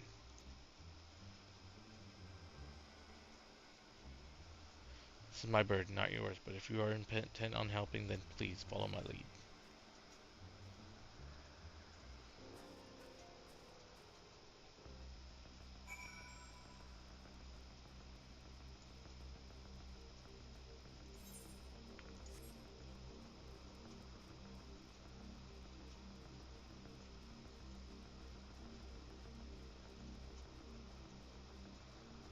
I think is weird.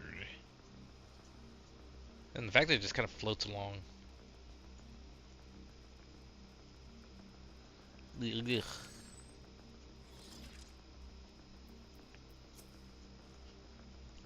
you find it?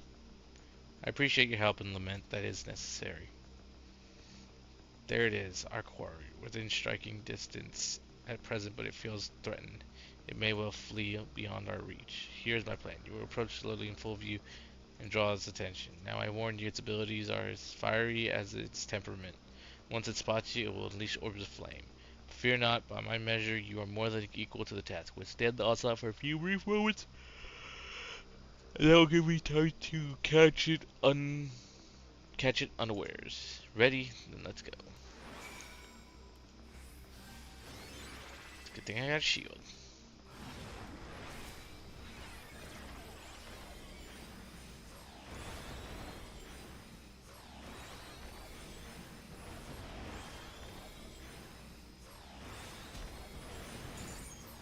Oh god.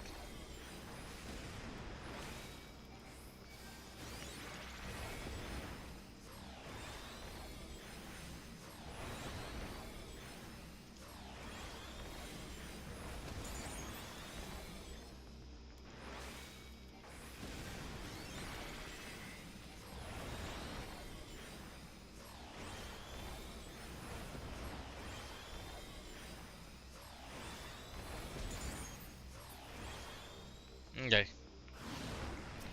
Oh, there's 2 more, okay.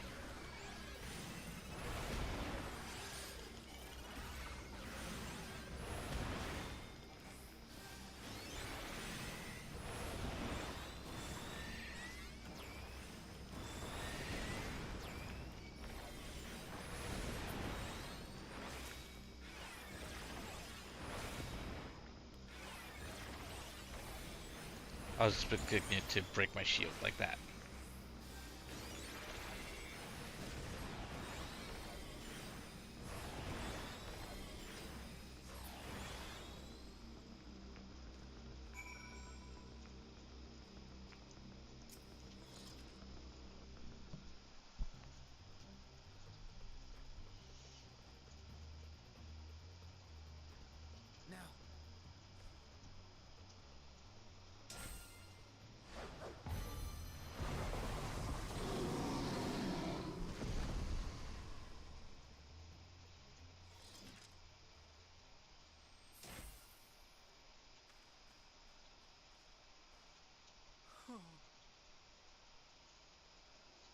Forgive me.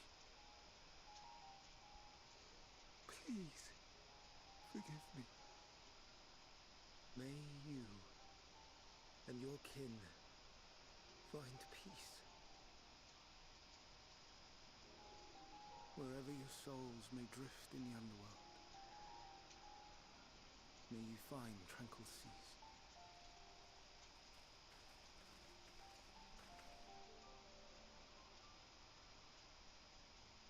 Be not forgotten, in concept endure, to reclaim form and one day live again.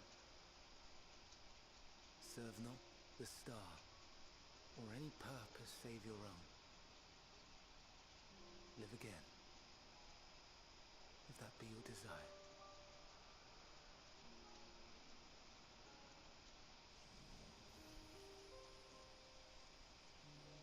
Hate, if that be your want. Ye are worthy, but leave your suffering behind. Lay down your burdens, be born anew. Fly high, fly free.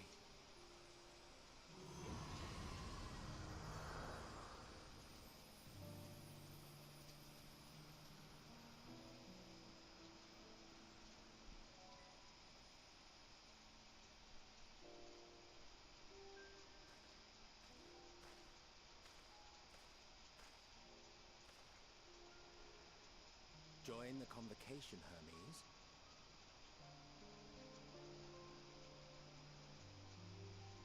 You do not belong here. Leave to replace another. To be replaced. It changes nothing. Tell me, do you think it right that we sacrifice all these lives for the sake of the star? And when the star has reached perfection, what then? If all who are satisfied choose to die, should we all die in satisfaction?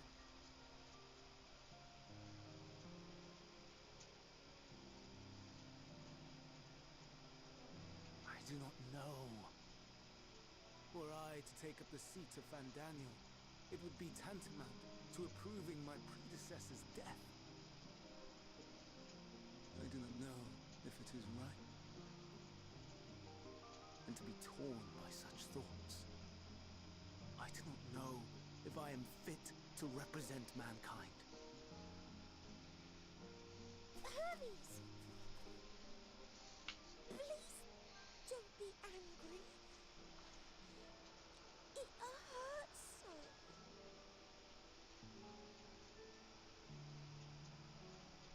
Forgive me. If you would still consider me in spite of everything, I beg some time to gather my thoughts. Meanwhile, Hythlodaeus, I fear I must trouble you to attend to the others. 'Tis no trouble at all. Take as long as you require.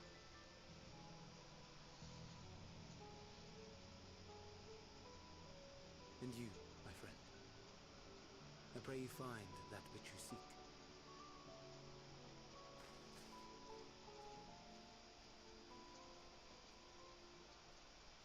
I expect we have some few matters to discuss.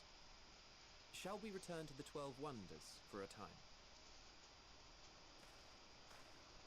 Aye.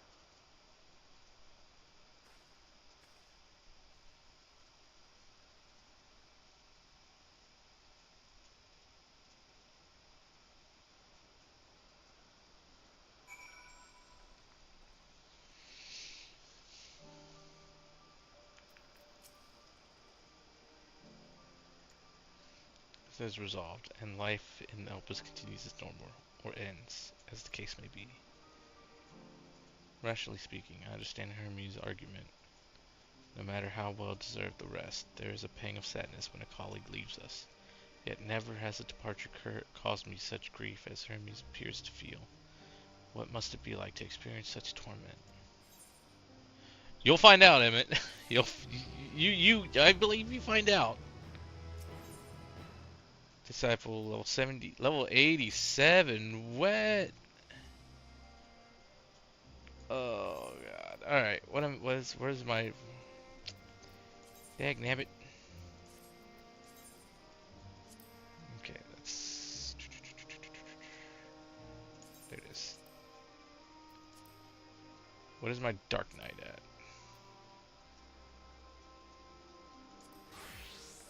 He's also at 86. Phooey.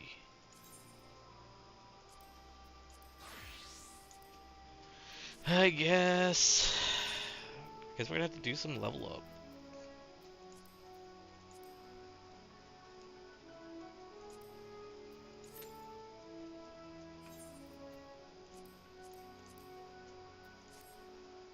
Make sure we're well fed. I guess we're gonna take a little bit of a break so that way we can level up. I think we all kind of deserve a little break from all the all the emotion. Cause wow, that was good.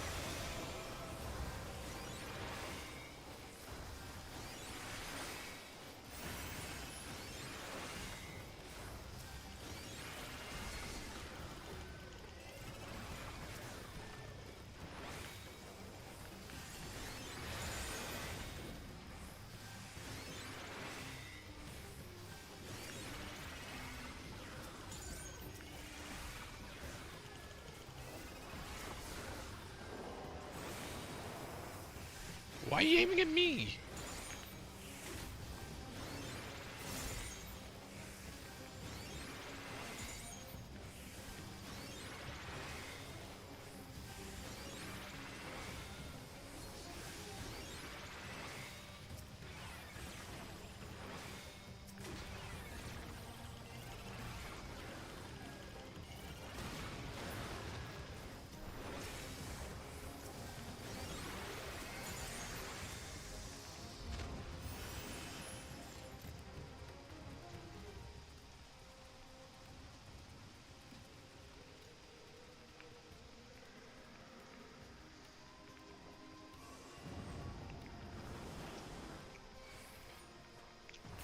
Why do you automatically aim at me?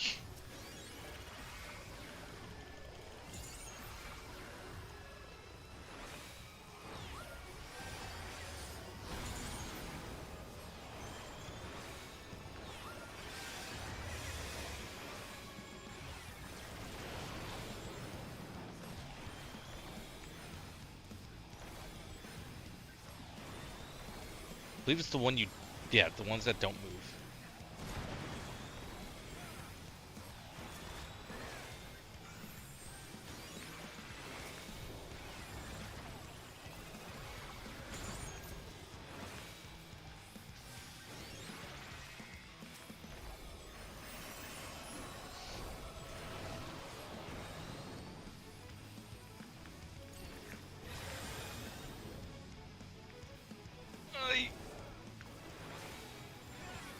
I can't believe we got to turn to look at his hand.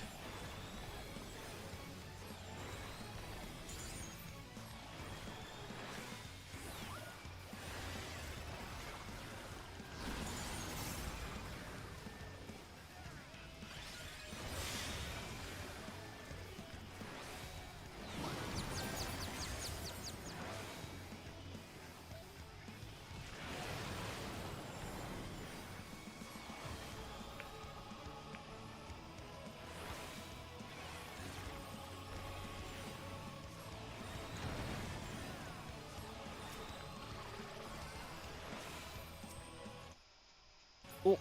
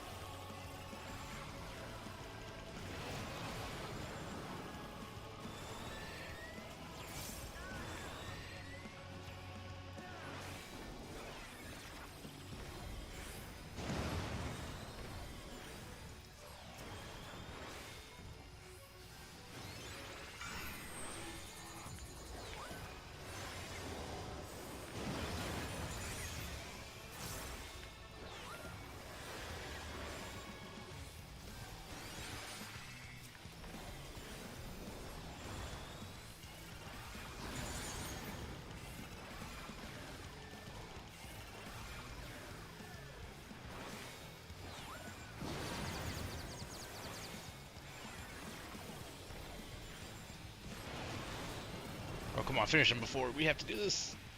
Nice.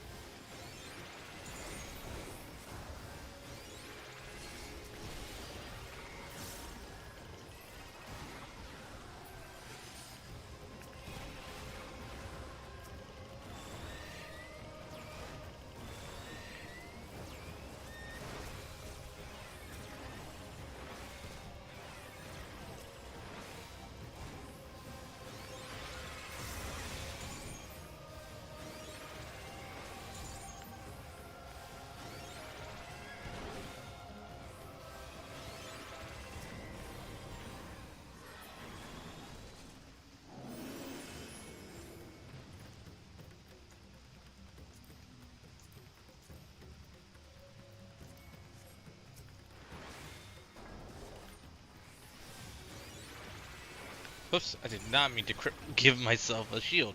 Okay.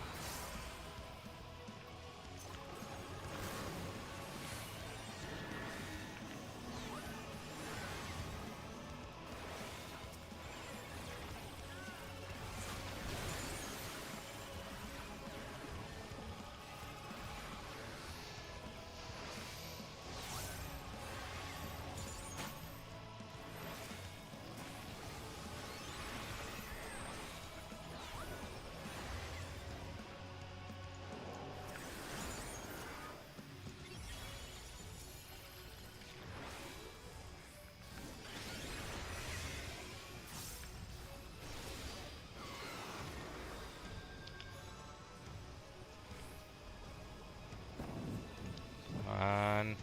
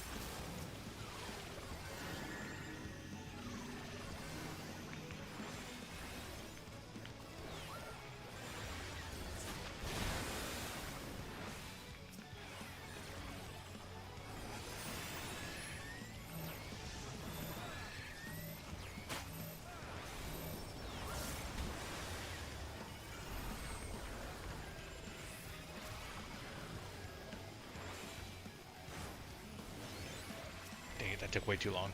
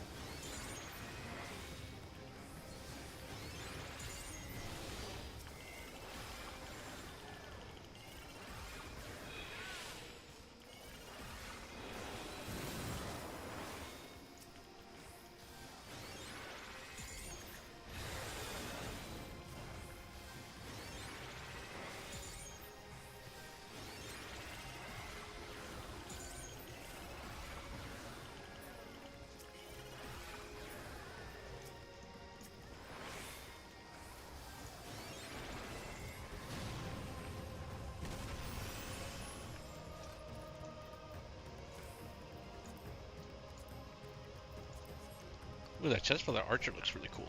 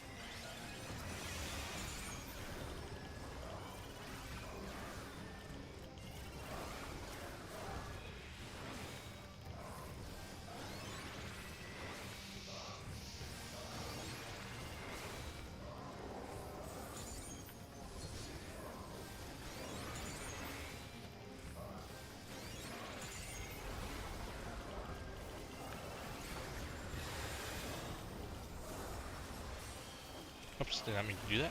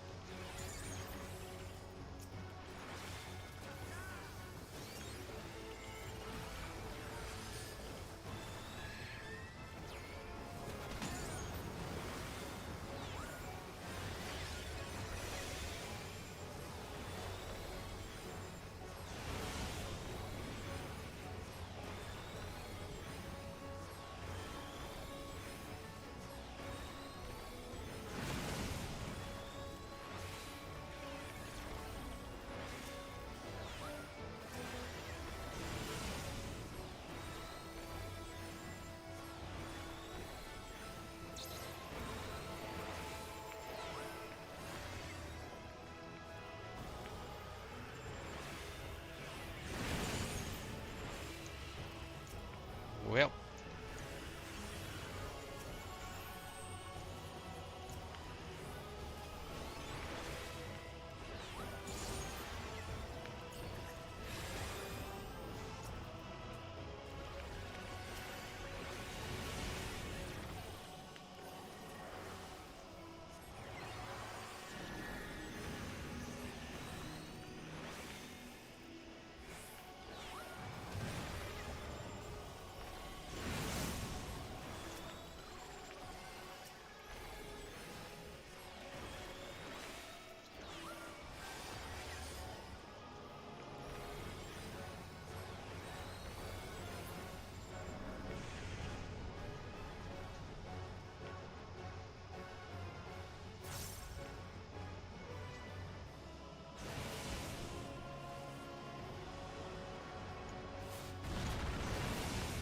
Bruh.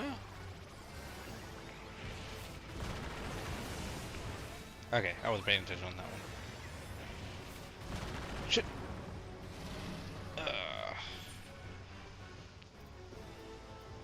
That's my bad.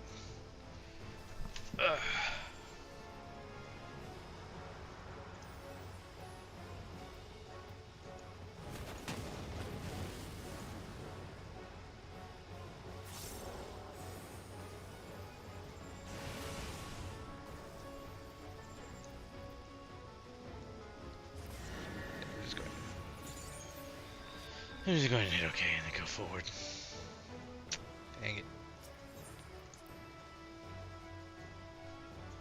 Got too caught up in thinking how I was going to revive and I just was not there.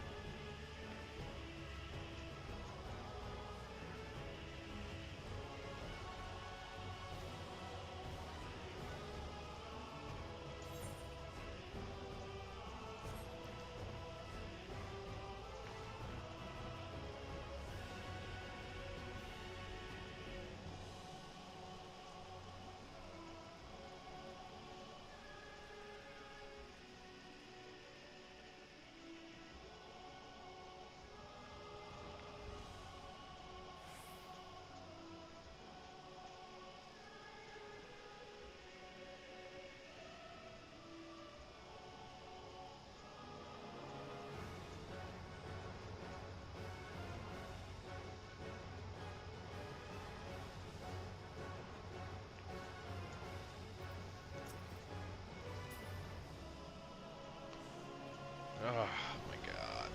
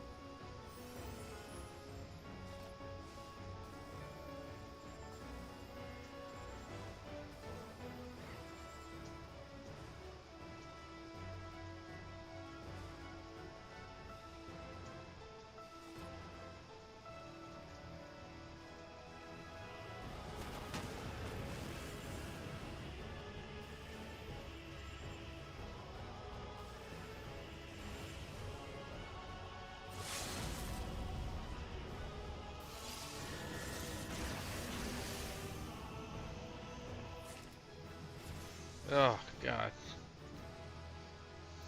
Yeah, tank got it.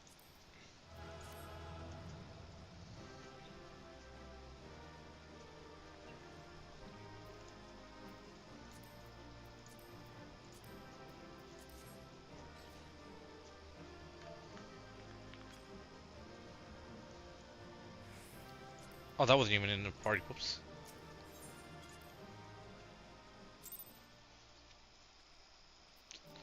Well, at least we can continue now.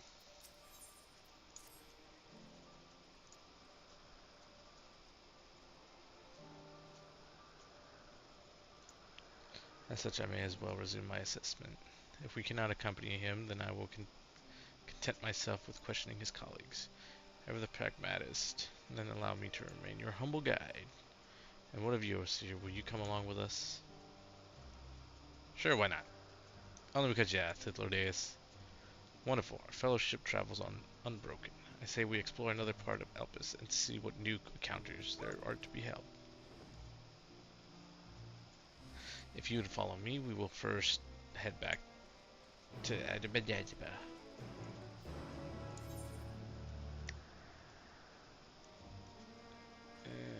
It's like a halfway point. We'll walk. We'll just walk. Whoops.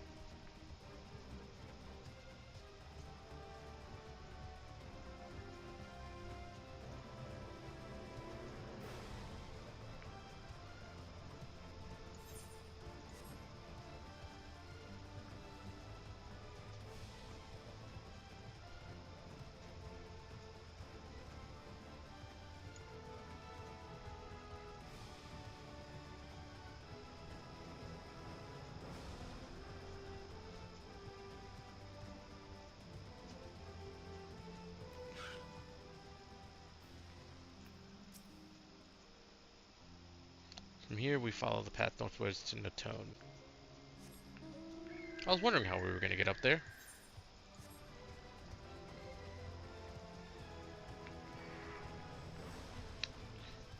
Go away, bird.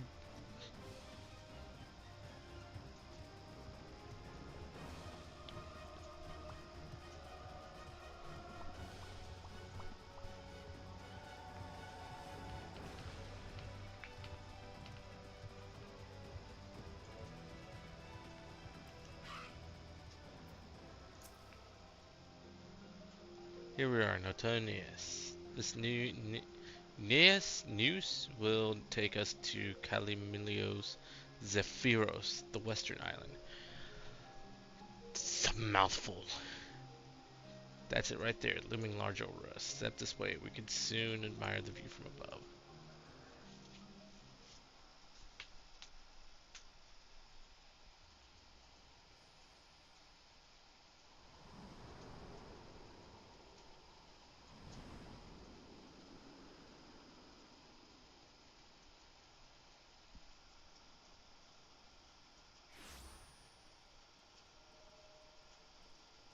present to you Calamelios Zephyros. Here you will find a number of testing facilities, as well as the observation hub of Poiton Oikos. Right then. Let's begin by...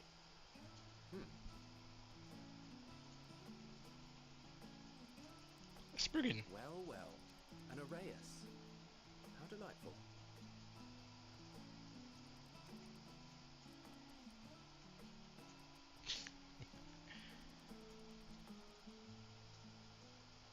Oh. And what, pray tell, is that?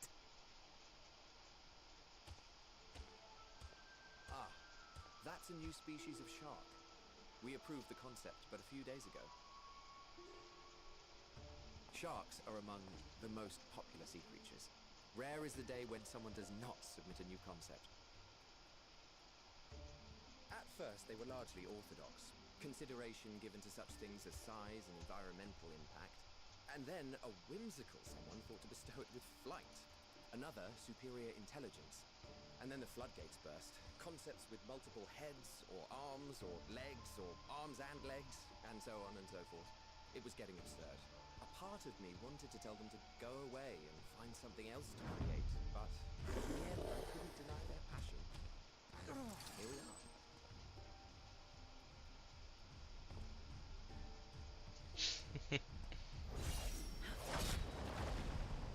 Damn.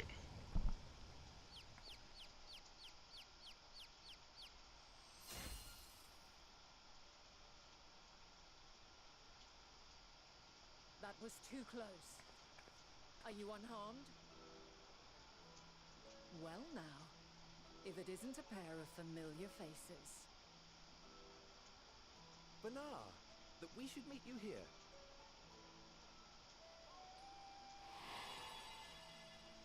Ah.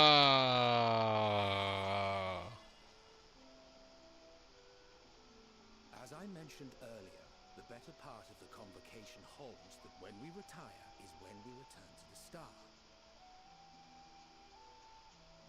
Well, she is not among said majority. Even after stepping down, she carries on with her work. Benar is her name, and she is the previous Azir. It has been a while, Hythlodaeus. You look well. Less so, Emmett Selk. I dare say the lines upon your brow have both deepened and doubled in number. Damn. A shame for one so young. You must make an effort to frown less often.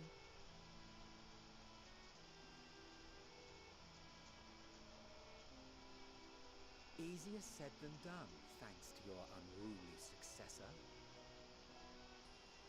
How is he, if I may ask? Incorrigible as ever. Rushed headlong into a volcano on the brink of eruption just the other day. I should be glad to share the tale in its entirety later, if you're so inclined. Oh, you know I am. Now then, you are?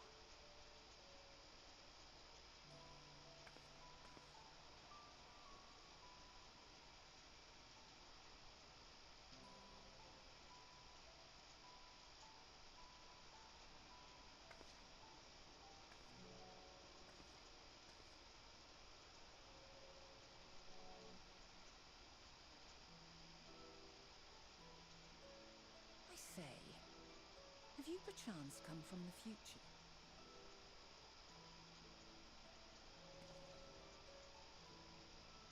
I do not believe we have ever met, yet I sense my magic upon you. Therefore, if I wove the enchantment, I could only have done so at a later point in time.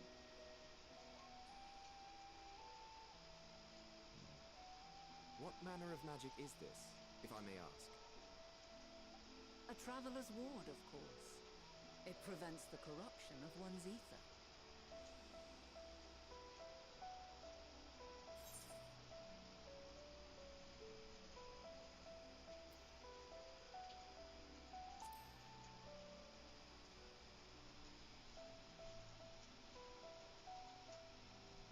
I see you are not ignorant to its presence. And while there are many protective spells, the one you bear is unmistakably mine. Hold on. From the future? That's absurd.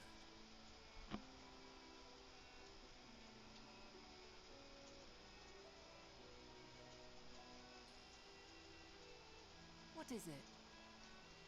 Are you unable to speak of the matter? Yes.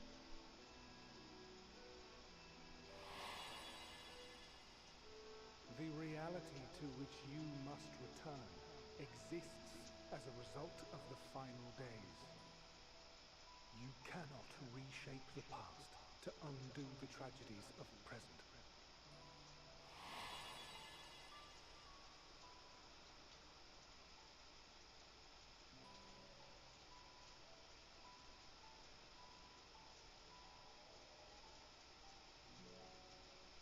So, your actions here will not change your history, but they may yet affect the course of ours.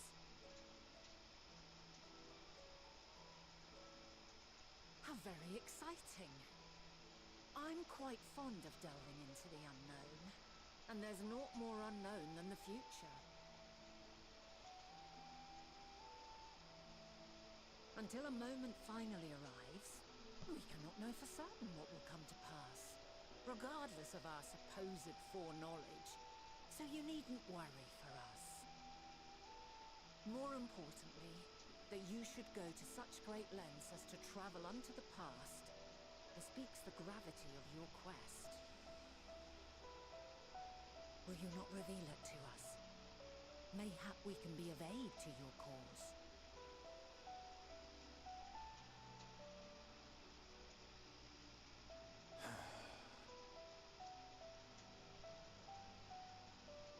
If this is true, then you've been keeping quite the secret to yourself. As a representative of the Convocation, I will hear it all. Your identity, purpose, everything.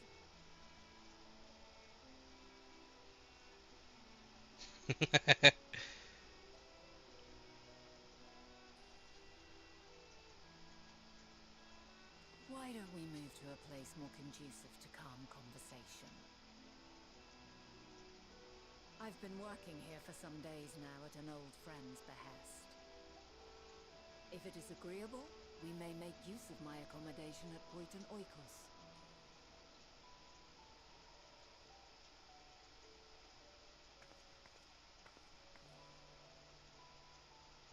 We were meant to meet. I am certain of it. Else I wouldn't have marked you so clearly, and sent you unto myself in the past. It's precisely the sort of mischief I would get up to. And quite inspired, if I do say so myself.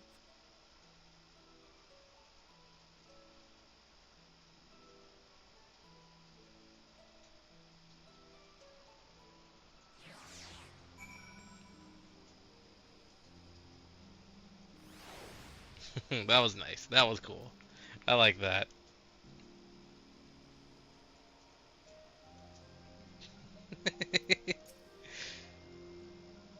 My apologies, but before we move along, a colleague has tasked me with a matter which I'd rather not leave unresolved. It involves finding a certain concept engraved crystal, and the quick finger is which made off with it.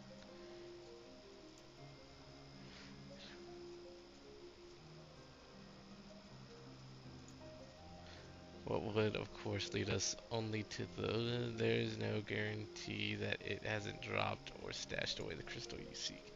Please, even that much would be enormously helpful. While you are hunting down the thief, I can follow behind and scour the forest floor just in case. Could I ask you to join the search? Sure thing. Many thanks. There's a small bridge leading into Pointon Oikos. Let us meet up there once we've exhausted our efforts. Sure.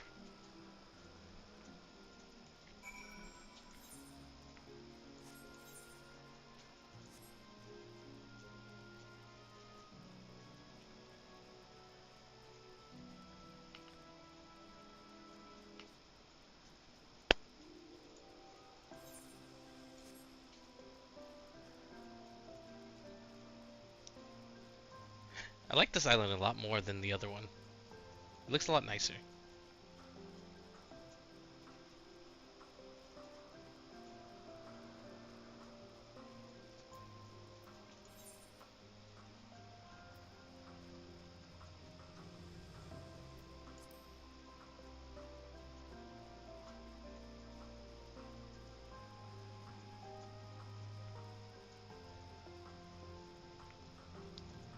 Yep.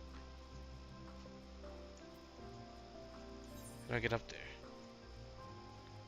Looks like it's from the other side. I'm sorry, please excuse me. Ow. Stop.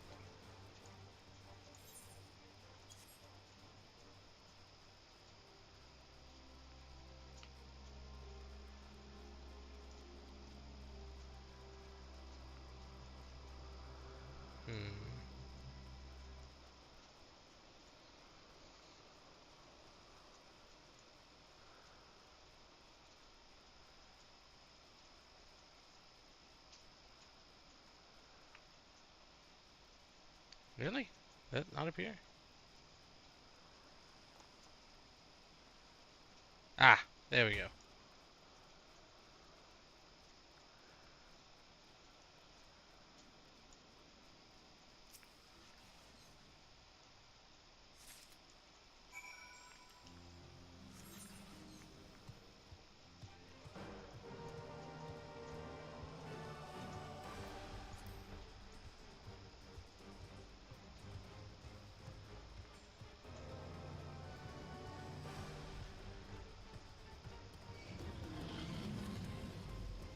Go away, go away, go away, go away, go away, go away, go away, go away, go away.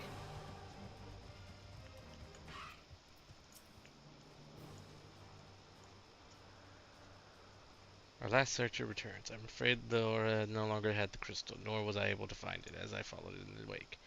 I don't suppose you fared any better. Why, yes. Here it is.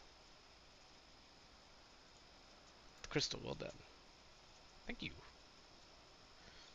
Wonderful. Now I can focus on your tale without that missing concept nagging in my mind. Have you always had a knack for finding things? I've been asked to do so. Some of us seem destined to always be searching for ourselves and for others. Long ago, when I held the seat of Azim, I was forever trekking back and forth across the star in search of answers to people's problems. Naturally, the need for such journeys has lessened considerably since I entrusted the position to my whimsical successor. Yet I am still eager to come running should an old acquaintance or new interest require my personal attention. That is what brings me to Elpis. In fact, many times has my presence been requested, my opinions sought concerning the habitat of this or that creation. Agreeing to help locate that missing crystal was a minor distraction, which now promised to become a major revelation. How strange and wonderful it is the way one thing leads to another. Wouldn't you agree? Sure. Thank you again for your timely help. Now then, 'tis time I return this stolen property. If you would go on ahead to my accommodation, I will join you as soon as I have attained. Follow the path straight ahead to the building, top the slope. I have the entire place to myself, so we can speak without fear of being disturbed or overheard. What? Being overheard here? There's like not a evil soul in sight that would freaking use information against me. Us. Yeah. Let me go ahead and tune real quick. If it lets me.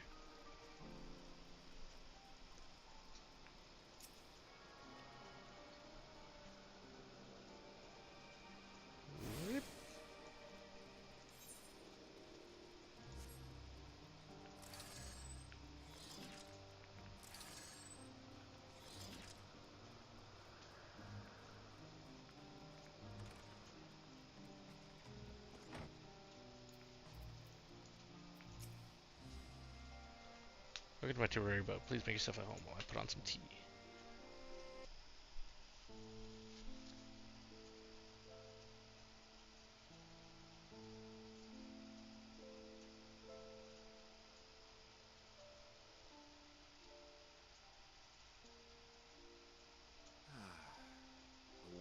delightful aroma. I feel more relaxed already.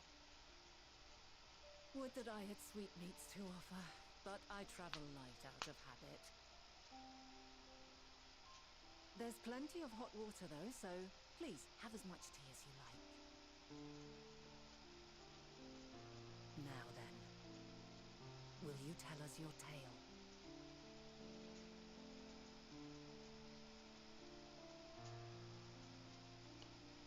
Am I supposed to be sitting more up against the table?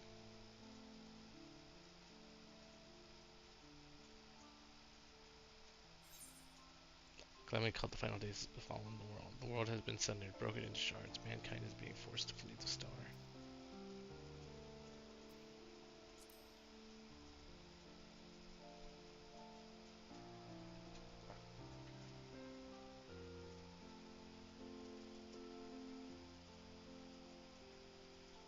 Why don't you start from the beginning?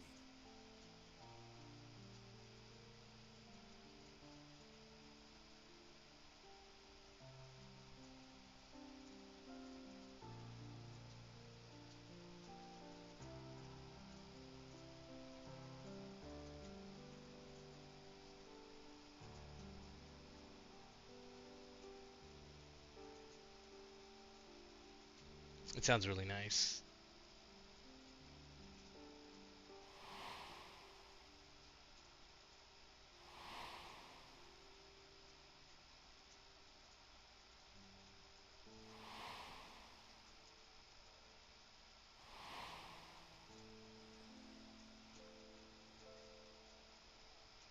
Oh, we told him, huh?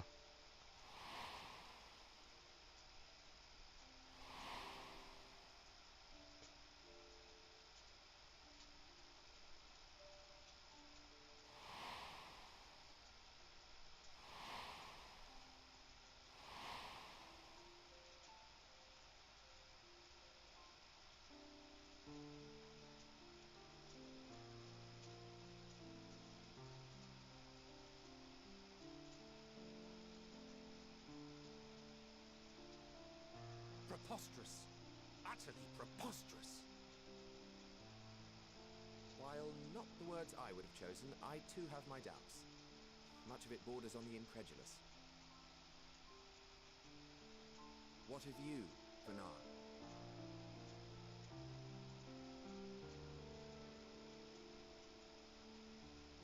Not knowing the precise details of the first final days, it is difficult to determine the veracity of the tale. Supposing it is all true, I must ask myself why I would do what I did.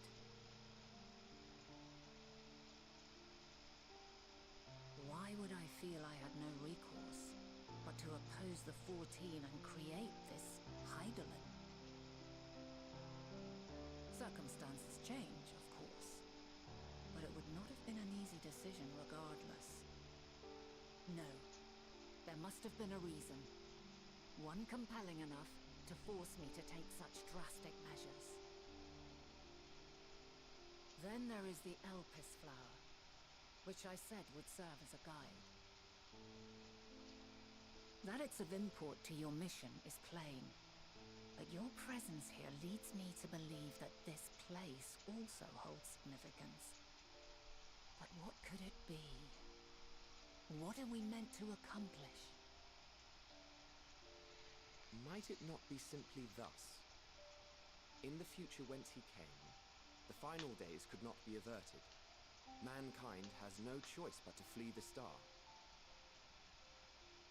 By alerting us to that eventuality, perhaps you wish to pave the way for other futures. Theoretically speaking, it is a possibility. Yet if that were my primary objective, I see no reason to guide our friend to Elpis specifically. The capital in Amarot, or even my own home would be more logical destinations.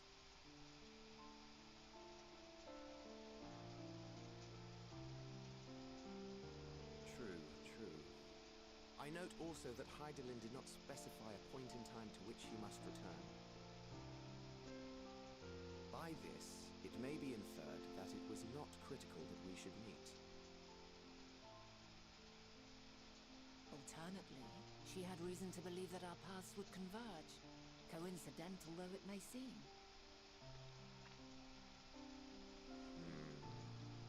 This is quite a puzzle, and we do not have all the pieces. Hardly any. But we do have one immutable fact. If the final days are indeed as described, they will bring death to all that I hold dear. Yet despite being afforded long years of preparation, the only provisions I could make were for flight. Nay, my first and foremost endeavor would be to find a way to forestall the coming doom. Given that even the 14 failed, mayhap you deemed it impossible. Nothing is impossible. This I have always believed. And if Hydaelyn is indeed me, she would believe the same.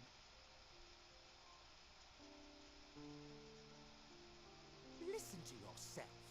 Are you seriously entertaining the notion that you are a messianic figure in some far-fetched tale?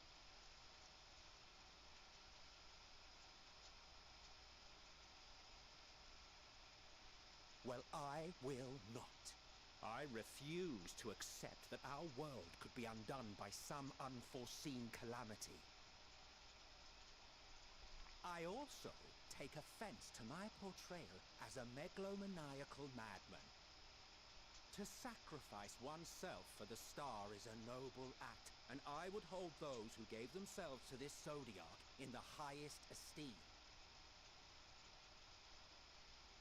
Yet, you claim I recreated Amarant and populated it with phantoms of our people? A bizarre indulgence that would be insulting to their memory. Worse still, I even invited you there. Literally invited my own downfall. Why would I do something so idiotic and inexplicable?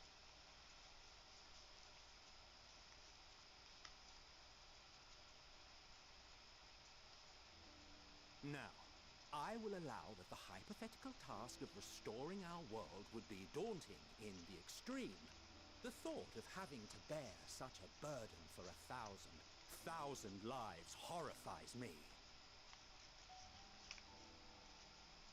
But I would never forsake my duty. I would never forsake my brethren.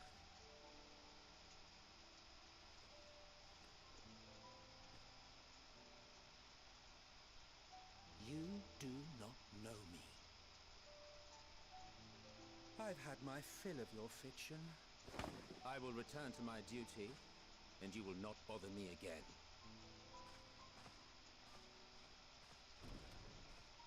Emet-Selch, wait!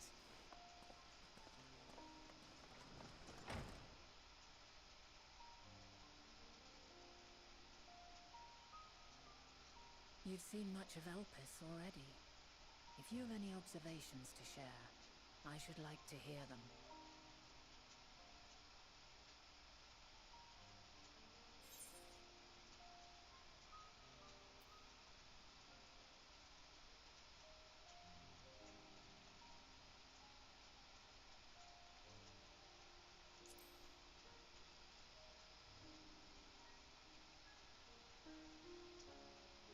Ah yes, the energy distinct from ether. Though not my field, I have a basic understanding of Dynamis.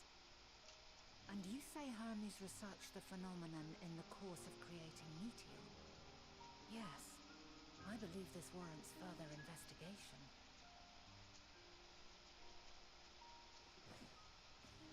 With that settled, it is time for action. The missing pieces of the puzzle are here, I'm certain of it. And when you find them, the picture my future self has painted will be complete, and you will have your answer. And suffice it to say, I will aid you in your quest.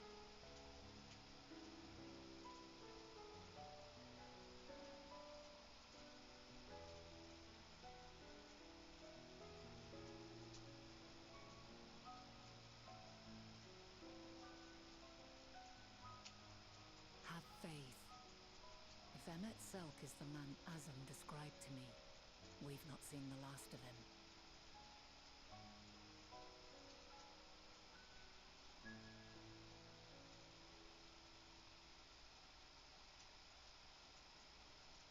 I'm hoping she means that in a good way. But alright.